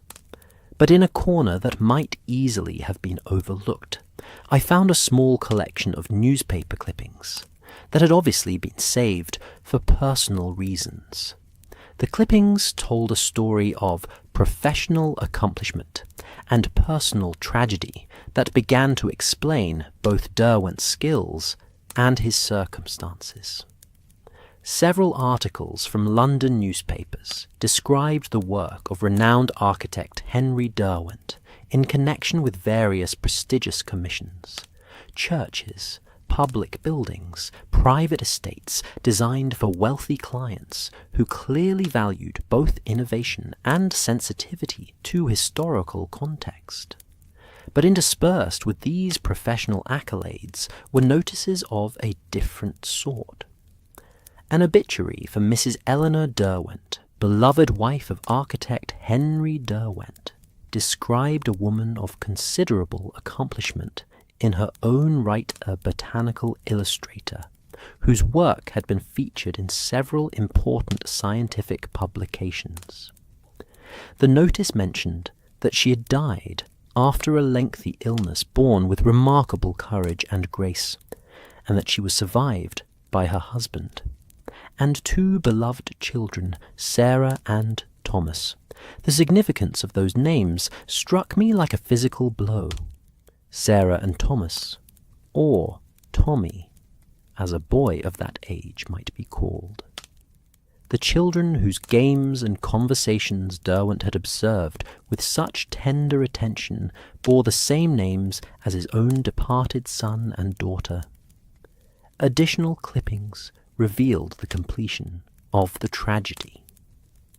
A brief notice reported the deaths of Master Thomas and Miss Sarah Derwent in a railway accident that had occurred less than 2 years after their mother's passing. The children had been travelling with their governess to visit relatives when their train had derailed, claiming 17 lives, including those of both Derwent children. The final clipping was the most heartbreaking, a notice of the closure of Henry Derwent's architectural practice, citing personal circumstances that require an indefinite leave of absence from professional responsibilities. Reading between the lines, it was clear that the loss of his entire family had left him unable to maintain the social and professional connections that his career required. Henry found me in the workshop as I was absorbing the full impact of these discoveries, and one look at my face told him that I had uncovered something significant. I shared with him what I had learned, and we stood together in contemplative silence as the implications of Derwent's story became clear. He came here seeking not just solitude, but a specific kind of healing, Henry observed quietly. The inn provided him with the opportunity to witness family life lived with the same love and grace he had once known, to experience vicariously through Mrs. Morrison's grandchildren the joy his own children had brought to his life, and his gifts. I added understanding now the full significance of his careful observations and creations, were his way of participating in their lives, of continuing to be a father and husband and creator of beauty, even though his own family was gone forever. The afternoon light streaming through the workshop windows seemed different, now that I understood the full story of what had transpired there. This had not been merely a place where a skilled craftsman had created beautiful objects. It had been a sanctuary where a grieving father had found a way to express love that had no remaining object, to continue creating joy for children who reminded him of his own lost son and daughter. That evening, as Henry and I dined at the inn, the atmosphere was subdued by our new understanding of what Derwent's departure truly meant. Mrs. Morrison had arranged his stained glass panel so that it caught the light from the setting sun, transforming the entrance hall into a cathedral of coloured light. The children played quietly with their treasures, somehow sensing that these were not merely toys, but sacred objects created by someone for whom their joy had provided the only remaining purpose in life. As we prepared to retire, I found myself standing at the window of my room, looking out over the moor, where Derwent had walked each morning in search of materials for his gifts, and perhaps for the peace that had so long eluded him. The landscape looked different now, charged with the knowledge of the profound human drama that had played out within sight of its ancient stones. The room next to mine stood empty now, its silence no longer mysterious, but deeply poignant. I could picture Henry Derwent in those final hours, carefully packing his few belongings while leaving behind everything that had given meaning to his stay. He had found, for a few brief days, a way to be part of a family again, to express love and care and creativity in service of others' happiness. But circumstances, whatever they might be, had required him to move on, carrying with him only the memory of children's laughter and the satisfaction of having created beauty in a world that had taken everything beautiful from his own life. The pressed autumn leaf he had mentioned in his letter, his final token, remained to be discovered, and I suspected it would prove to be as carefully chosen and perfectly placed as everything else he had left behind. As sleep approached, I found myself hoping that wherever his journey might take him, Henry Derwent would carry with him some measure of the peace and purpose he had found at the Moorland Inn. His gifts had enriched the lives of everyone who encountered them, but perhaps more importantly, the act of giving them had provided him with a way to continue living meaningfully, despite losses that might have destroyed a lesser man. The mystery of the autumn guest was solved, but its resolution brought not satisfaction, but a profound sense of both sadness and admiration for the human capacity to create beauty and meaning even in the depths of personal tragedy. Tomorrow, I knew, would bring new perspectives on what I had witnessed, but tonight I was content to honour the memory of a man who had shown me that love, once awakened, never truly dies, but simply seeks new forms of expression. 2 days passed in the wake of Henry Derwent's departure, days filled with the peculiar melancholy that follows the conclusion of something profound, yet incomplete. The Moorland Inn seemed somehow larger and emptier despite the presence of all its usual inhabitants, as though Derwent's careful observation had filled spaces that his absence now left conspicuously vacant. Mrs. Morrison moved through her daily routines with the distracted air of someone repeatedly reaching for something that was no longer there, while the children played with their treasures with a new appreciation, born of understanding that their creator was gone forever. I found myself unable to settle into the peaceful routine that had characterized my first days in Devon. The mystery of Henry Derwent, now solved in its essential facts, but not in its deeper implications, continued to occupy my thoughts with an intensity that surprised me. Perhaps it was the completeness of his tragedy, the way his story encompassed both the heights of human accomplishment and the depths of personal loss, that made it impossible to simply file away among my collection of interesting encounters. Henry Pemberton, meanwhile, had begun to show signs of the restless energy that I recognized in myself. Our daily explorations of the countryside had taken on a perfunctory quality, as though we were both waiting for something to restore the sense of purpose that Derwent's presence had unknowingly provided. We spoke often of what we had witnessed, but our conversations seemed to circle around questions that had no satisfactory answers. It was on the morning of the 7th day of my stay that Mrs. Morrison appeared in the breakfast parlour with an expression of barely contained excitement that immediately captured my attention. She approached my table with the sort of purposeful energy that suggested significant news, and I looked up from my morning paper with anticipation. "Dr. Watson, you have a visitor," she announced, her voice carrying a note of barely suppressed delight. "A gentleman has just arrived from London asking specifically for you. He mentioned that he was expected, though I must confess I had no knowledge of any planned visit." My heart quickened with sudden understanding. Only one person would arrive unannounced at a remote Devon inn and expect to find me there. Only one individual possessed both the deductive powers to track my location and the audacity to appear without warning, precisely when his unique talents might be most needed.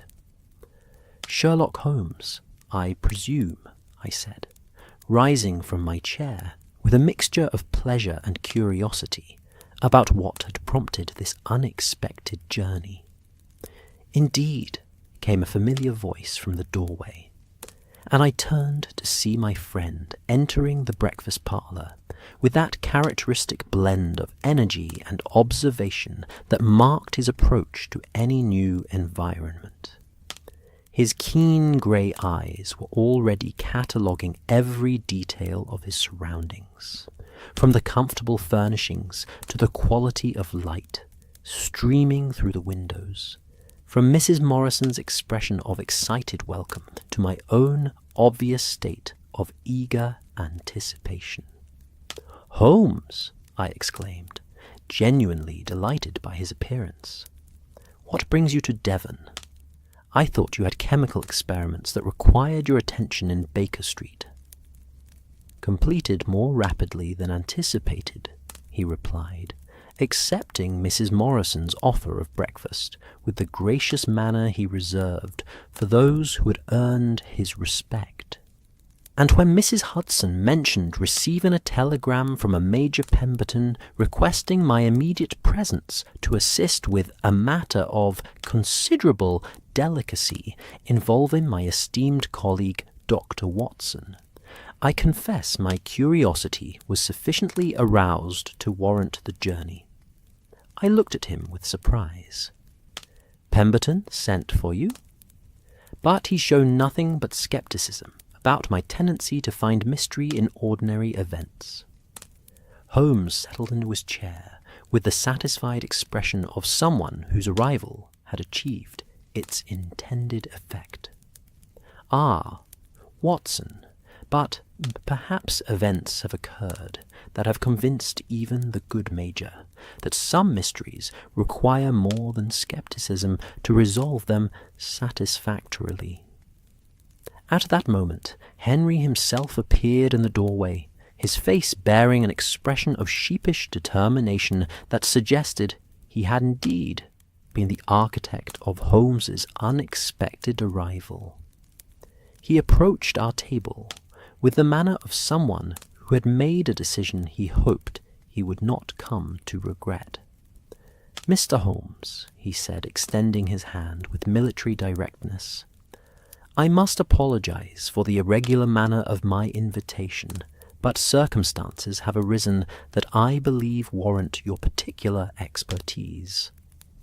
Holmes studied Henry with the intense attention he reserved for new acquaintances who might prove either useful or problematic. "Major Pemberton, I presume. Your telegram suggested matters of considerable urgency, though Dr. Watson's letters have indicated nothing more pressing than exceptional country hospitality and peaceful rural pursuits. That was before yesterday evening," Henry replied, his expression growing serious. "Before we discovered that our mysterious guest left behind more than gifts and artistic treasures, before we realized that Henry Derwent's story might be more complex than even Dr. Watson's detective instincts had suspected. Holmes's eyebrows rose with the keen interest that indicated his full attention had been captured. Henry Derwent? And what, pray tell, has Mr. Derwent done to warrant such concern? What followed was a detailed recounting of everything we had observed and discovered during Derwent's stay at the inn. Henry and I took turns describing the anonymous gifts, the workshop discoveries, the final revelations about Derwent's tragic personal history, and the extraordinary legacy he had left behind. Holmes listened with the complete attention that characterized his approach to any puzzle, occasionally asking questions that revealed the rapid development of theories and hypotheses. But it was when we reached the events of the previous evening that Holmes's interest sharpened to the razor focus I knew so well. Henry described how he had been unable to sleep, troubled by questions about Derwent's true circumstances, and had decided to make one final examination of the abandoned workshop. What I found there, Henry said quietly, was evidence that our Mr. Derwent had been less than completely honest about the nature of his residence at the inn. He produced from his jacket pocket a leather portfolio that I had not seen before, clearly more recent than the newspaper clippings I had discovered. Holmes received it with the careful attention he devoted to any piece of evidence, and as he examined its contents, his expression grew increasingly thoughtful. The portfolio contained correspondence, letters written to Henry Derwent, and several that appeared to be drafts of letters he had written, but perhaps never sent.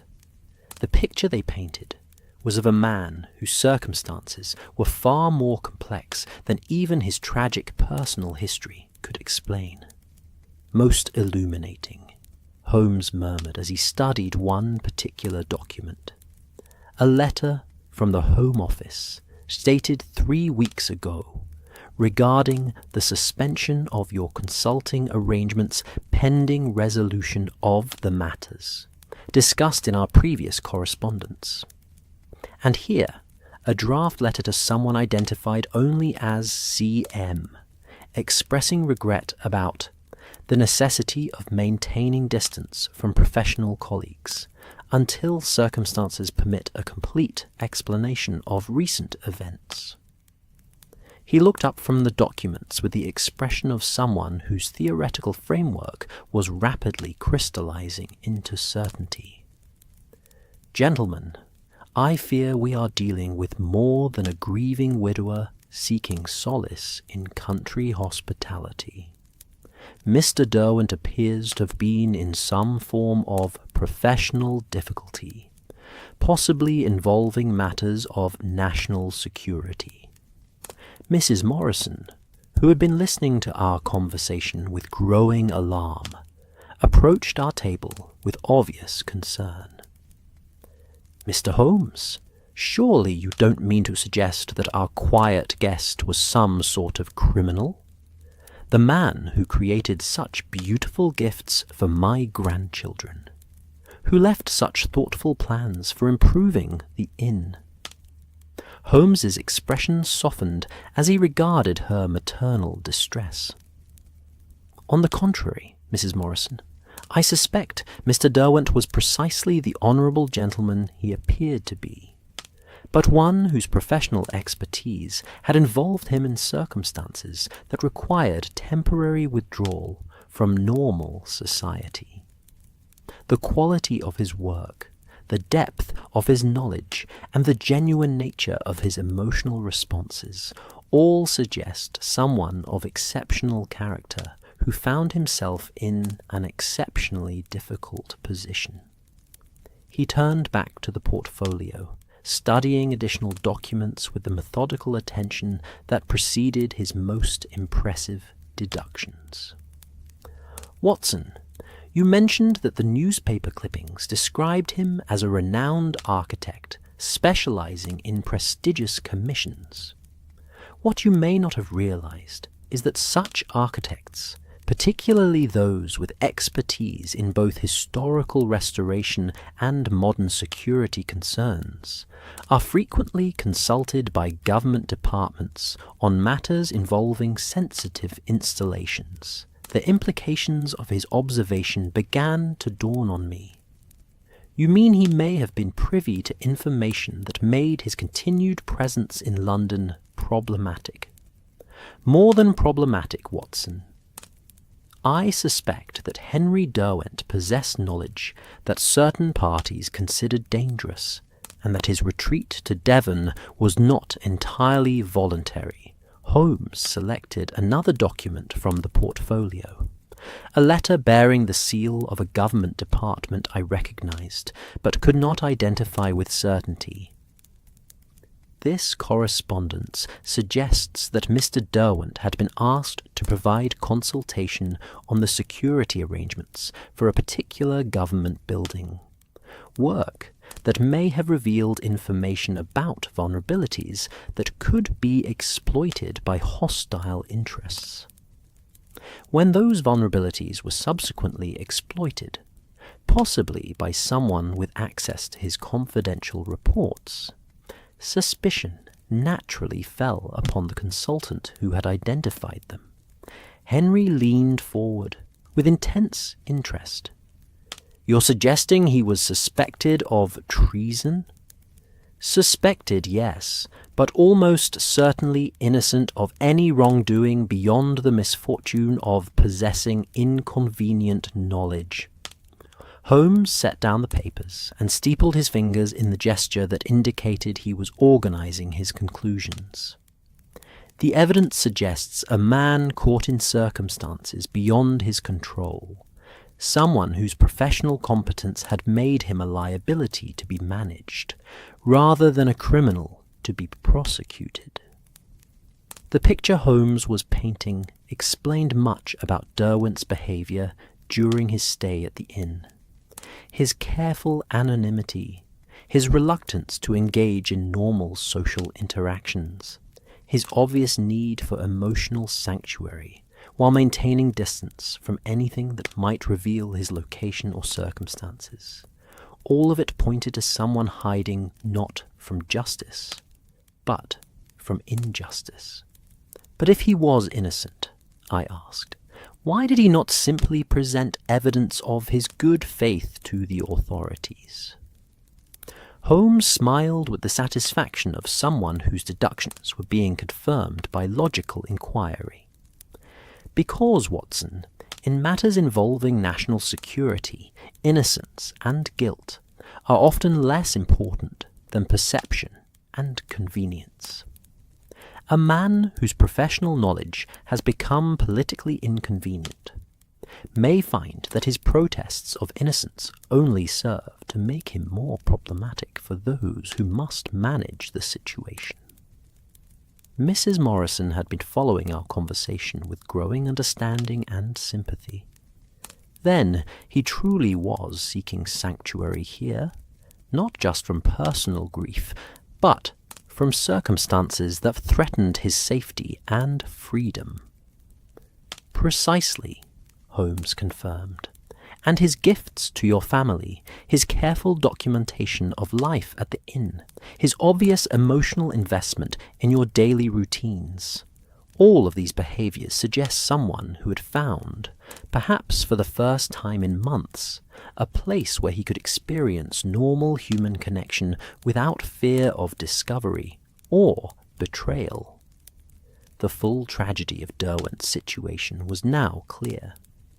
A man who had lost his entire family to accident and disease had then been thrust into professional circumstances that isolated him from human connection at the very time when he most needed emotional support. His stay at the Moorland Inn had provided not just physical refuge, but the opportunity to participate vicariously in family life, while contributing something meaningful to the happiness of others. "There's more," Henry said quietly, producing another document from the portfolio. "This appears to be a draft of a letter he was composing to someone in authority, someone he addressed as Sir Charles. In it, he outlines evidence that would presumably clear his name and identify the actual source of the security breach he was suspected of causing." Holmes examined the document with renewed interest. Sir Charles Whitmore, most likely, currently serving as permanent Undersecretary at the Home Office. If Derwent had evidence that would resolve his situation favourably, why did he not present it formally? The answer came to Henry and me simultaneously, and we exchanged glances of sudden understanding.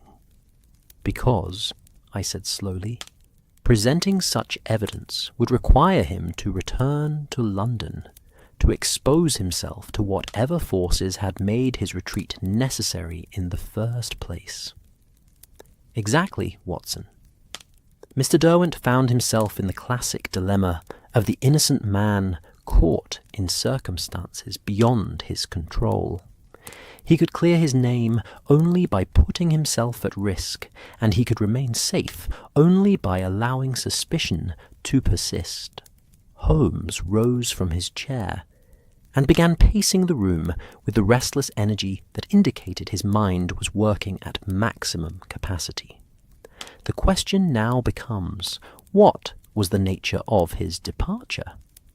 Did he leave voluntarily to continue his exile, or was his location discovered by those who had made his retreat necessary?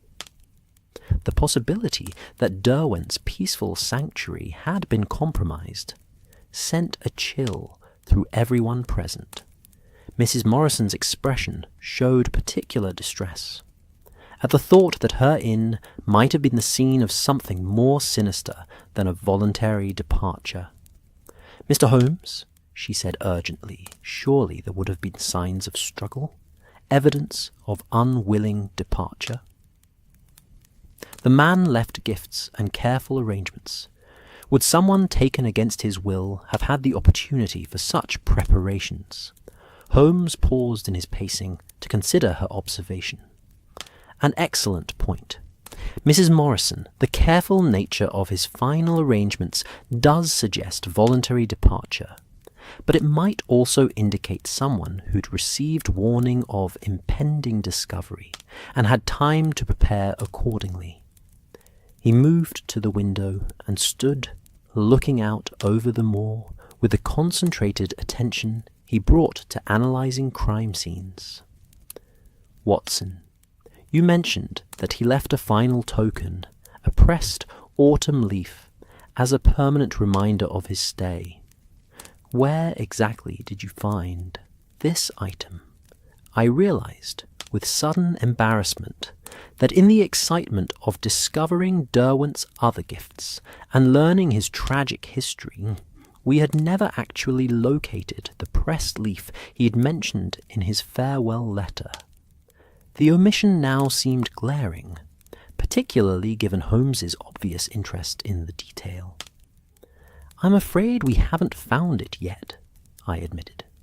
"With all the other discoveries, we rather forgot to conduct a thorough search for that particular item." Holmes turned from the window with the expression of someone whose theoretical framework had just received crucial confirmation. "Then I suggest, gentlemen, that we remedy that oversight immediately. In my experience, when someone takes care to mention a specific detail in what may be their final communication, that detail invariably proves significant." What followed was the most thorough search of the inn's premises that had ever been conducted.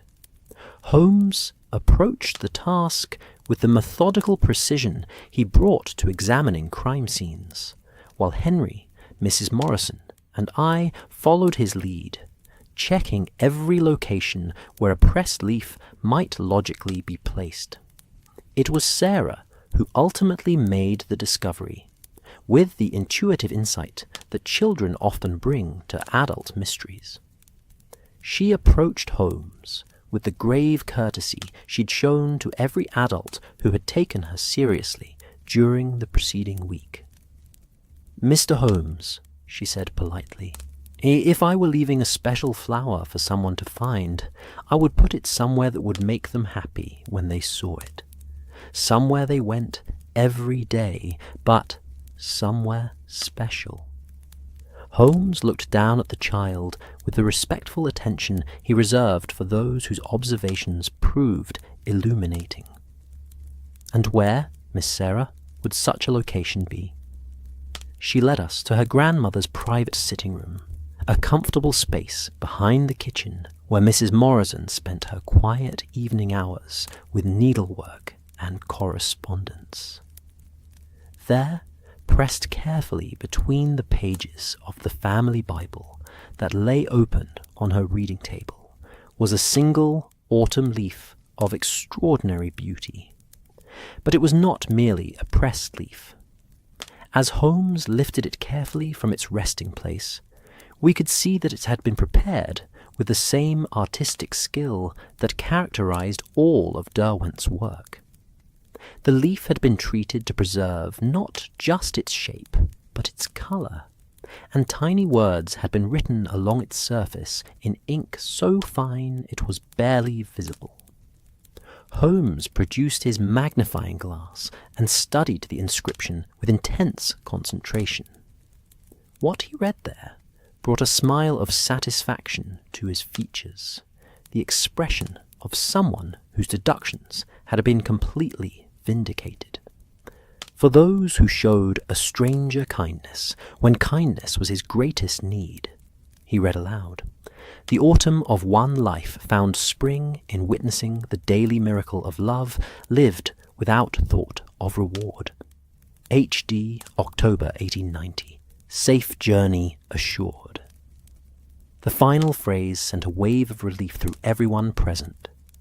Safe journey assured. Words that indicated Derwent had left voluntarily and with confidence in his ability to reach whatever destination he had chosen. But Holmes wasn't finished with his examination. He continued studying the leaf with his magnifying glass, paying particular attention to areas where the natural surface had been slightly disturbed.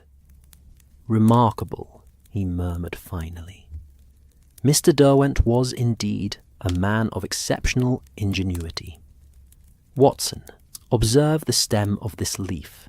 Do you notice anything unusual about its structure?" I examined the specimen through his magnifying glass and was astonished to see that what appeared to be the natural stem of the leaf was actually a tiny roll of paper, so carefully attached that it seemed part of the original plant structure.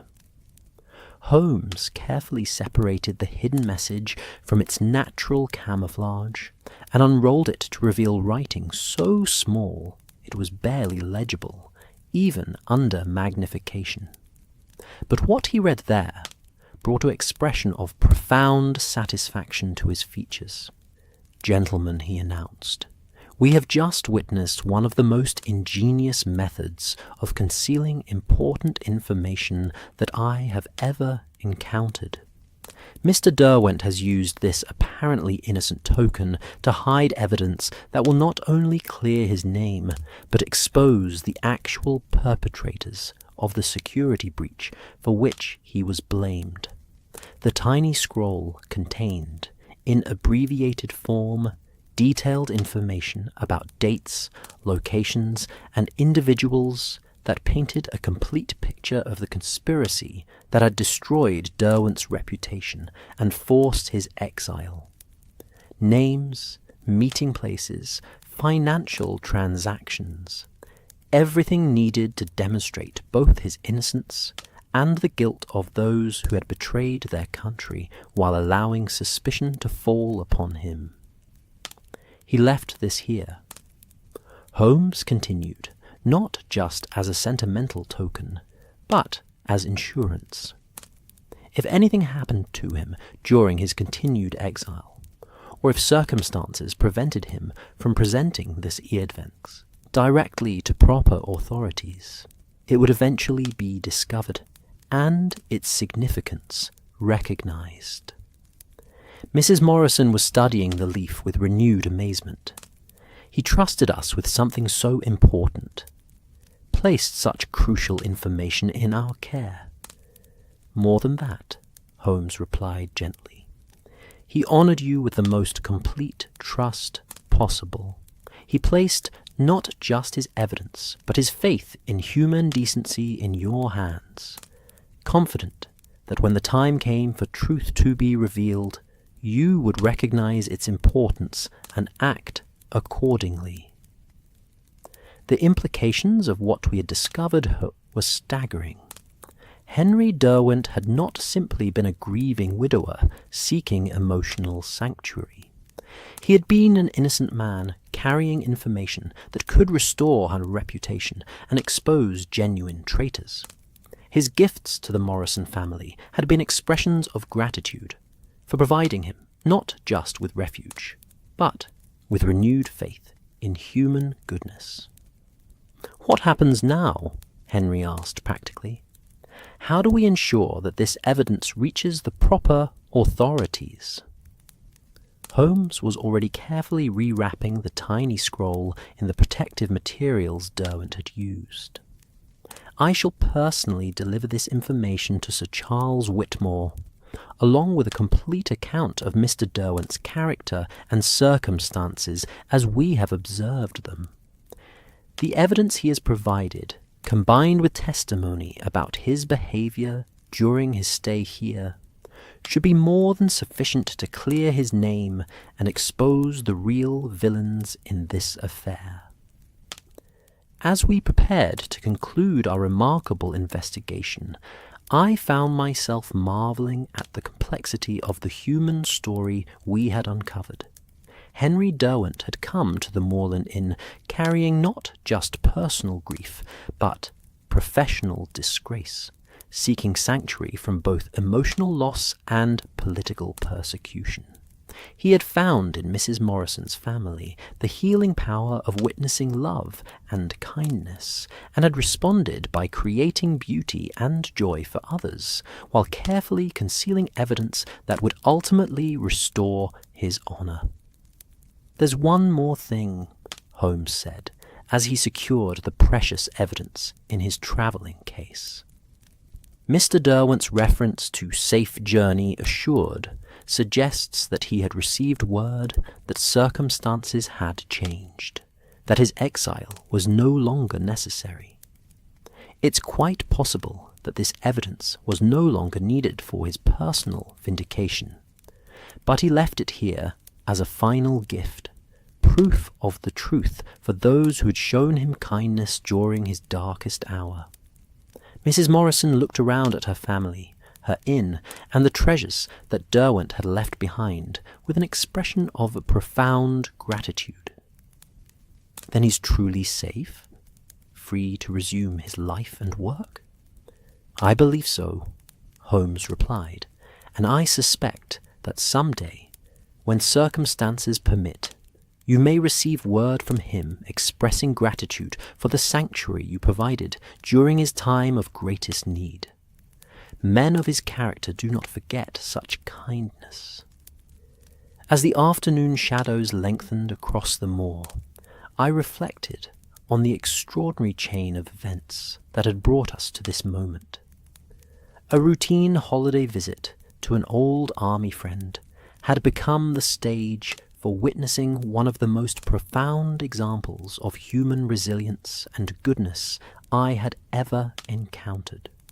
Henry Derwent had shown us that even in the depths of personal tragedy and professional disgrace, it was possible to create beauty, express love, and maintain faith in human decency. His gifts would continue to bring joy to the Morrison family for years to come. But perhaps more importantly, His example would serve as a permanent reminder that kindness and creativity can flourish even in the most adverse circumstances.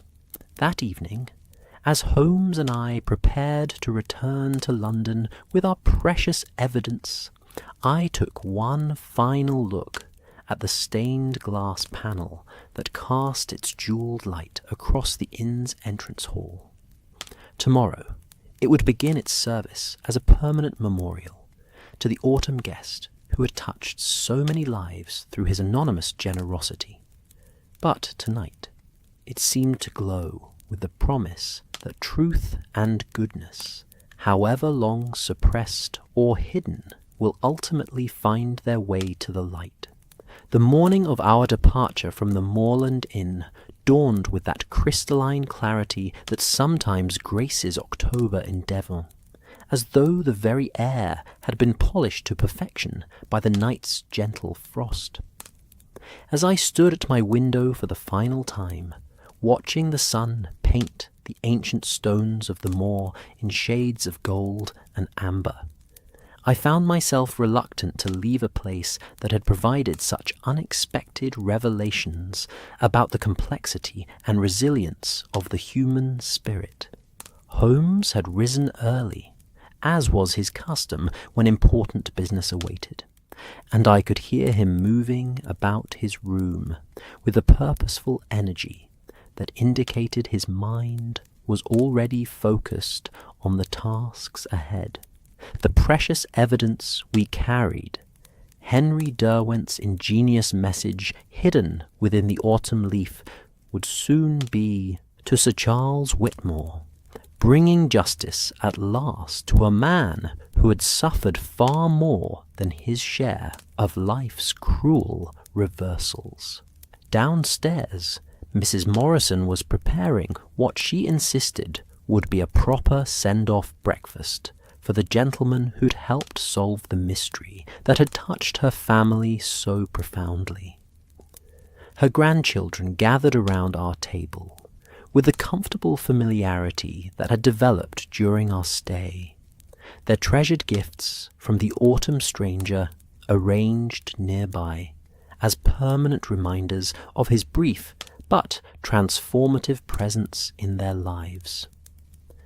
"Mr. Holmes," Sarah said with the grave courtesy she'd shown throughout our investigation, "will you be able to tell our friend that we found his special leaf? That we understood it was important and took good care of it?" Holmes looked down at the child with an expression of genuine warmth, a side of his nature that he revealed only to those who had earned his complete respect. "I shall indeed convey that message, Miss Sarah. And I think Mr. Derwent would be very pleased to know that his trust in your family's goodness was so perfectly justified." As we prepared for our journey, Holmes took the opportunity to provide Mrs. Morrison with a complete explanation of what we had discovered and what would likely happen next. His manner was gentle but thorough, ensuring that she understood both the significance of what had occurred at her inn and the importance of maintaining discretion about certain details until official matters could be resolved. "The evidence we discovered," he explained carefully, "will almost certainly result in Mr. Derwent's complete vindication and the exposure of those who wrongly cast suspicion upon him. However, the process of justice in such matters can be lengthy, and it would be wise to avoid discussing the political aspects of his situation until we receive official word that it is safe to do so."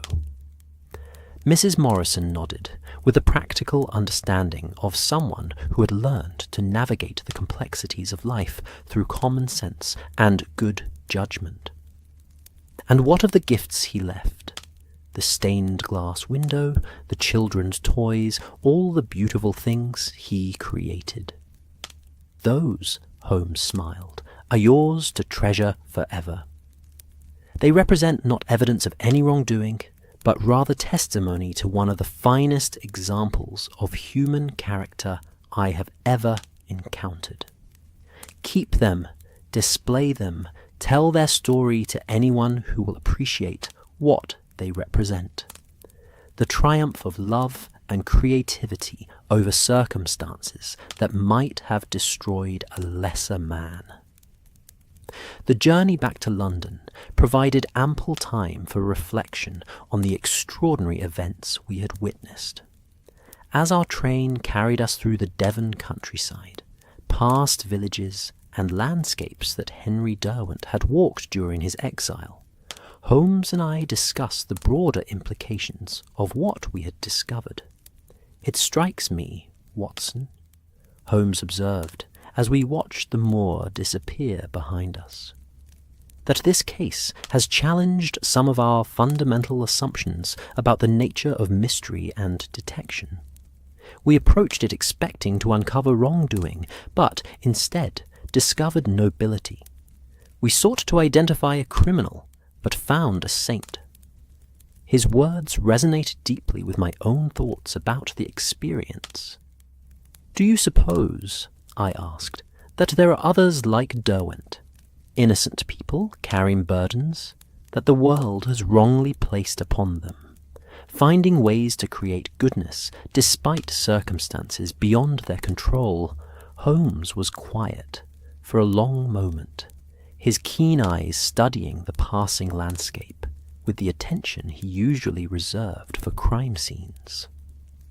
"I fear there are more such cases than either of us would care to contemplate, Watson.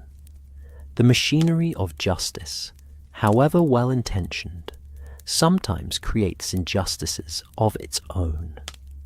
Men of conscience caught in circumstances where truth and appearances diverge, where loyalty and safety cannot coexist, where the very qualities that make them valuable to society also make them vulnerable to those who would exploit such qualities." The philosophical implications of our discussion stayed with me throughout the journey and beyond. In my years of collaboration with Holmes, I had become accustomed to cases where justice ultimately prevailed, where the guilty were exposed and the innocent vindicated. But the case of Henry Derwent had shown me that sometimes the most profound mysteries are not crimes to be solved, but human tragedies to be understood and, when possible, healed. Upon our return to London, Holmes wasted no time in arranging a meeting with Sir Charles Whitmore. The evidence we carried, both the hidden message and our detailed observations of Derwent's character during his stay at the inn, proved even more significant than we had hoped. Within days, Holmes received word that the information had not only cleared Derwent's name, but had led to the arrest of the actual perpetrators of the security breach that had destroyed his reputation. Justice ha been served, Holmes announced as he shared this news with me over dinner at Baker Street. "Mr. Derwent has been officially exonerated, his consulting privileges restored, and his professional reputation not merely cleared, but enhanced by the courage he showed in gathering evidence against genuine traitors, while maintaining his own integrity despite tremendous personal cost." The news filled me with profound satisfaction, but also with curiosity about Derwent's current circumstances. "Have you received any word about his whereabouts? His plans for the future?" Holmes smiled with the expression of someone harboring a particularly pleasant secret. "As a matter of fact, Watson, I have received a most remarkable communication from the gentleman himself. It seems that word of his vindication reached him through channels we need not explore, and he has written to express his gratitude for our role in uncovering the truth." He produced from his jacket a letter written on fine paper in the careful hand I remembered from Derwent's farewell message to Mrs. Morrison. Holmes read selected portions aloud. My dear Mr. Holmes and Dr. Watson, words cannot adequately express my gratitude for your role in revealing the truth that has restored my name and my freedom.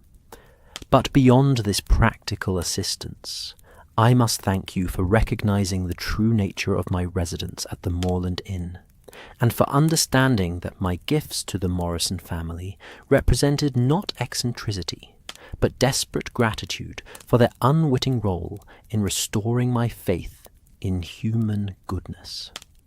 During my months of exile, I had begun to despair of ever again finding evidence that kindness and innocence still existed in a world that seemed dominated by suspicion and betrayal. Mrs. Morrison's family showed me, simply by being themselves, that love and generosity remain the governing principles of decent people, regardless of the machinations of those who would corrupt such virtues for their own purposes. I write to inform you that I am establishing a foundation for the support of families who provide sanctuary to those unjustly accused or politically persecuted. The first beneficiaries will be the Morrison family, who will find their inn expanded according to the plans I left behind, ensuring that their kindness to one desperate stranger will enable them to extend such hospitality to many others who may need refuge in times of trouble. Holmes looked up from the letter with obvious satisfaction. He concludes by noting that he has resumed his architectural practice with a specialty in designing safe houses and sanctuaries for those who serve their country in dangerous circumstances. His personal tragedy has been transformed into a mission of creating security and comfort for others who find themselves in situations similar to his own. The completeness of Derwent's redemption and his transformation of personal suffering into service to others provided a conclusion more satisfying than any mere solving of a criminal case. Here was a man who had faced the loss of everything dear to him: family, reputation, professional standing, personal security, and had not merely survived, but had found ways to create beauty, express love, and serve others despite circumstances that would have broken many people. As the weeks passed and autumn deepened into winter, I found myself frequently thinking about the lessons embodied in Henry Derwent's story. In my medical practice, I encountered patients whose physical ailments were often symptoms of deeper spiritual wounds. People who had lost faith in their ability to heal, to love, to create meaning from suffering. Derwent's example provided a powerful counter-argument to such despair, demonstrating that even the most devastating losses could be transformed into sources of wisdom and compassion. The children's toys he had carved, now treasured possessions in the Morrison household, served as daily reminders that love, once awakened, never truly dies, but simply seeks new forms of expression. The stained glass window that cast its jeweled light across the inn's entrance hall had become a symbol of hope for other travellers who might arrive carrying burdens too heavy to bear alone. Holmes, meanwhile, had been profoundly affected by the case, in ways that surprised me. A man who typically approached human nature with scientific detachment had found in Derwent's story something that engaged his deeper emotional understanding. "It has occurred to me, Watson," he said one evening, as we sat by our fire in Baker Street, that we spend so much time studying the criminal mind that we sometimes forget to appreciate the heights of nobility that human nature can achieve under the proper circumstances. You sound almost philosophical, Holmes, I observed, noting the unusual reflectiveness in his manner. Perhaps I am becoming so, he replied with a slight smile. The case of Henry Derwent has reminded me that our work, at its best, is not merely about solving puzzles or catching criminals. It's about restoring faith in justice, in truth, in the fundamental decency that most people carry within themselves, even when circumstances seem to discourage such beliefs. As I write these words now, 5 years after that remarkable October in Devon, I find that the story of the autumn guest has only grown in significance with the passage of time. Mrs. Morrison writes regularly to keep us informed of developments at the inn, which has indeed been expanded according to Derwent's architectural plans, and has become known throughout Devon as a place of exceptional hospitality and peace. The children, Sarah, Tommy, and William, have grown and flourished, their characters shaped in part by the lesson their mysterious benefactor taught them about the power of anonymous kindness and the importance of creating beauty for its own sake. Sarah has developed into a talented botanical illustrator, following in the footsteps of Eleanor Derwent, whose work she discovered and admired through research inspired by the pressed flowers in her collection. Henry Derwent himself has become something of a legend in architectural circles, designing buildings that combine beauty with security, creating spaces where those who serve dangerous purposes can find rest and renewal. His foundation continues to support families like the Morrisons who provide sanctuary to those in need, ensuring that his own experience of finding refuge will be available to others facing similar circumstances. But perhaps the most important legacy of the autumn guest lies in the reminder he provided about the complexity and resilience of human nature. In a world that often seems dominated by cynicism and suspicion, his story stands as testimony to the transformative power of love expressed through service to others, of creativity employed in the cause of healing, of faith maintained despite circumstances that might justify despair. The pressed autumn leaf that contained his hidden message has been returned to the Morrison family, where it rests once again in the pages of the family Bible, no longer concealing evidence of conspiracy and betrayal, but serving as a permanent reminder that truth, however long suppressed, will ultimately find its way to the light. As I close this journal entry and prepare to bank the fire that has provided light for my evening's writing, I find myself grateful for the privilege of having witnessed one of the most profound examples of human goodness I have ever encountered. Henry Derwent came to the Moorland Inn as a broken man seeking refuge from forces beyond his control. He left behind him not just beautiful objects and architectural plans, but proof that love, once awakened, never truly dies. It simply transforms itself into new expressions of hope, creativity, and service to others.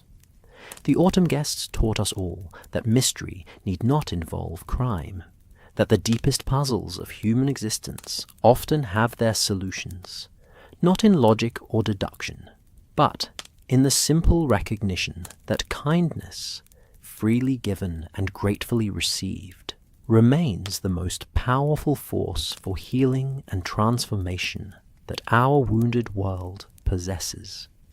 In the flickering light of my dying fire, I can almost see him still, a careful, quiet figure moving through the inn's peaceful rooms, creating beauty for strangers, finding in their joy the only comfort available to a heart that had known such profound loss.